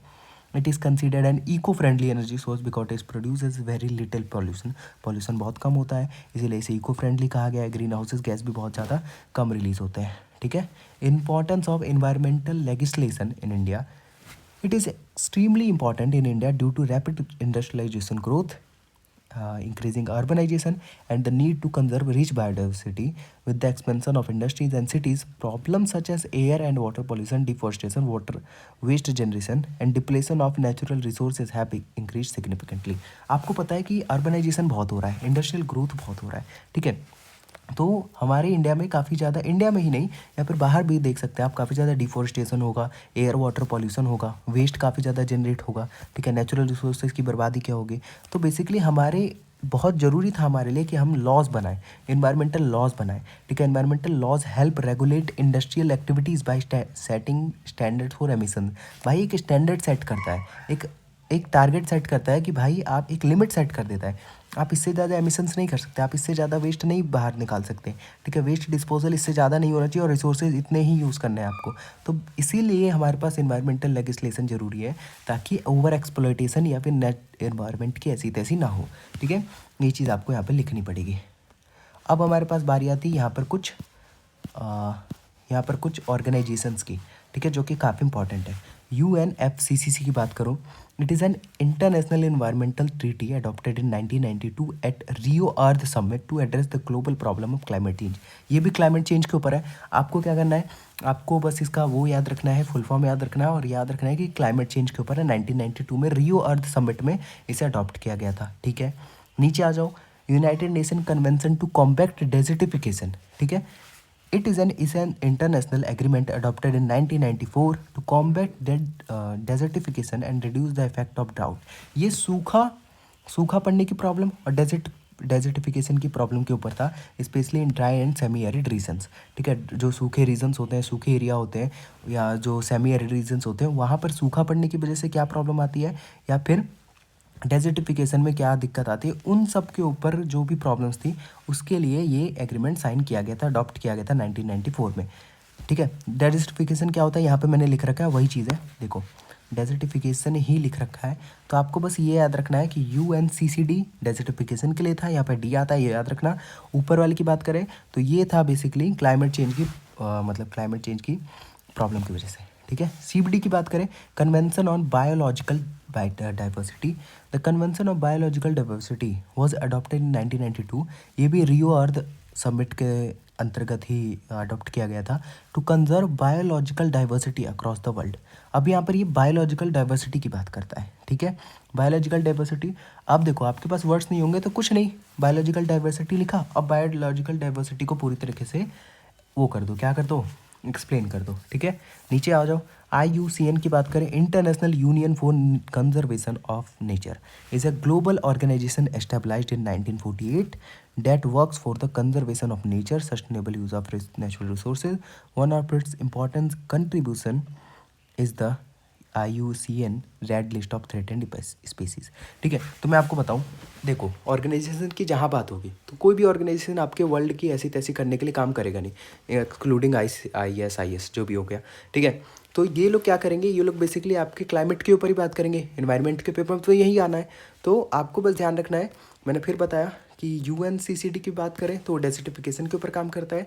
IUCN की बात करें तो ये basically climate change, conservation of nature, nature को कैसे कंजर्व किया जा सकता है, ठीक है, हम सस्टेनेबल यूज़ कैसे करते हैं नेचुरल रिसोर्सेज का, उसके ऊपर बात करता है, ठीक है। और इसकी एक रेड लिस्ट होती है। रेड लिस्ट का मतलब थ्रेटेंड स्पेसीज, जो स्पेसीज खतरे में है, किसी ना किसी की वजह से एक्सटेंट के पोजीशन पर पहुंच गई है या किसी क्लाइमेट चेंज की वजह से काफ़ी ज़्यादा सफ़र कर रही हैं, तो वो यहाँ पर रेड लिस्ट के अंदर आ जाते हैं, ठीक है। या इंडेंजर्ड स्पेसीज होते हैं, वो यहाँ पर आ जाते हैं रेड लिस्ट के अंदर, ठीक है। MOEFCC, ministry of environment, forest and climate change, इसमें भी देखो सेम चीज़ है, यहाँ पर सारी चीज़ें आपके पास लिखी हुई हैं। It is the central government body in India. अब ये इंडिया में ही आती है, ठीक है, ये याद रखना, कन्फ्यूज़ मत होना कौन सी इंडिया में कौन की ग्लोबल है। Responsible for planning, promoting and implementing environmental and forest policies. It works to protect countries environment. अब ये कंट्रीज एनवायरनमेंट की मतलब पूरा रिस्पॉन्सिबल होती है कि कंट्री के एनवायरनमेंट को कंजर्व और प्रोटेक्ट करके रख सके, ठीक है। ये चीज़ आपको ध्यान रखनी है। NAPCC, national action plan on climate change, and EPA, environmental protection act, ठीक है। तो एनवायरमेंट प्रोटेक्शन एक्ट आपको अच्छे से पढ़ना है, जो कि देखो यहाँ से हम स्टार्ट करते हैं। ऊपर तो वही है, एक्शन प्लान है, जो कि गवर्नमेंट ऑफ इंडिया के द्वारा लॉन्च की गई थी 2008 में, ताकि वो क्लाइमेट चेंज के जितने भी प्रॉब्लम्स हैं उनको एड्रेस कर सके और उस पर काम कर सके, ठीक है। It consist of 8 national missions, including missions on solar energy, energy efficiency, sustainable agriculture, water conservation. देखो सारी अच्छी अच्छी चीज़ें लिखी हुई हैं, मेरी बातों को ध्यान से बस समझना आप, ठीक है। The environmental protection act 1986 is an umbrella law enacted after the Bhopal gas strategy, ठीक है। भोपाल गैस स्ट्रेटजी के बाद ये स्टार्ट किया गया था, मतलब इसे लाया गया था यूज़ में, to protect and improve the environment in India. ये भी सेम चीज़ है, एनवायरनमेंट को प्रोटेक्ट करने के लिए, भाई सारी चीज़ें यहाँ पर एनवायरनमेंट को प्रोटेक्ट करने के लिए हो जा रही है, ठीक है। ये मैंने आपको इसीलिए बताया क्योंकि भाई देखो, अगर मैं आपको बताऊं कि जितने टाइम में आप पढ़ रहे हो ना, इट इज़ नॉट पॉसिबल कि आप सारी चीज़ों को एग्जैक्ट याद रख सको, ठीक है। तो मैं जो कह रहा हूँ वो याद रखना। रियो अर्थ समिट क्या होता है? Also knows than United Nations conference on the human environment, इसका दूसरा नाम भी है। Was held in 1972 in Stockholm, ये स्टॉकहोम याद रखना, it is a city, and mark the first major international conference focused on global environmental issues.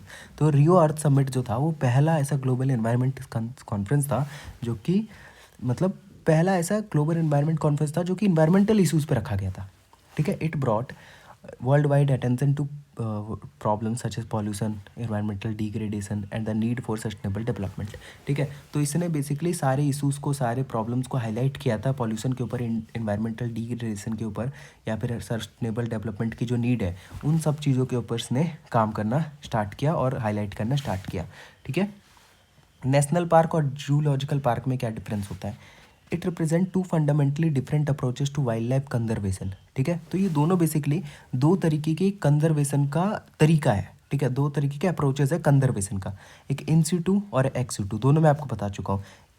A national park is a vast natural protected area established by the government to preserve an entire ecosystem including the flora, fauna and the physical landscape. Here animals live in their natural habitats without human interference. The activities like hunting, grazing or constructions are strictly prohibited. मतलब यहाँ पर इन सिटू और ex situ की बात है। National park में government के द्वारा एक एरिया स्टेबलाइज किया जाता है, ठीक है, प्रोटेक्टेड एरिया होता है जहाँ पे सारे हैबिटेंट्स को, सारे स्पीसीज़ को रखा जाता है। वहाँ पर किसी भी तरीके की ह्यूमन इंटरफेरेंस, मतलब जाके ग्रेजिंग करना या फिर कुछ भी हंटिंग करना, वो अलाउड नहीं होता।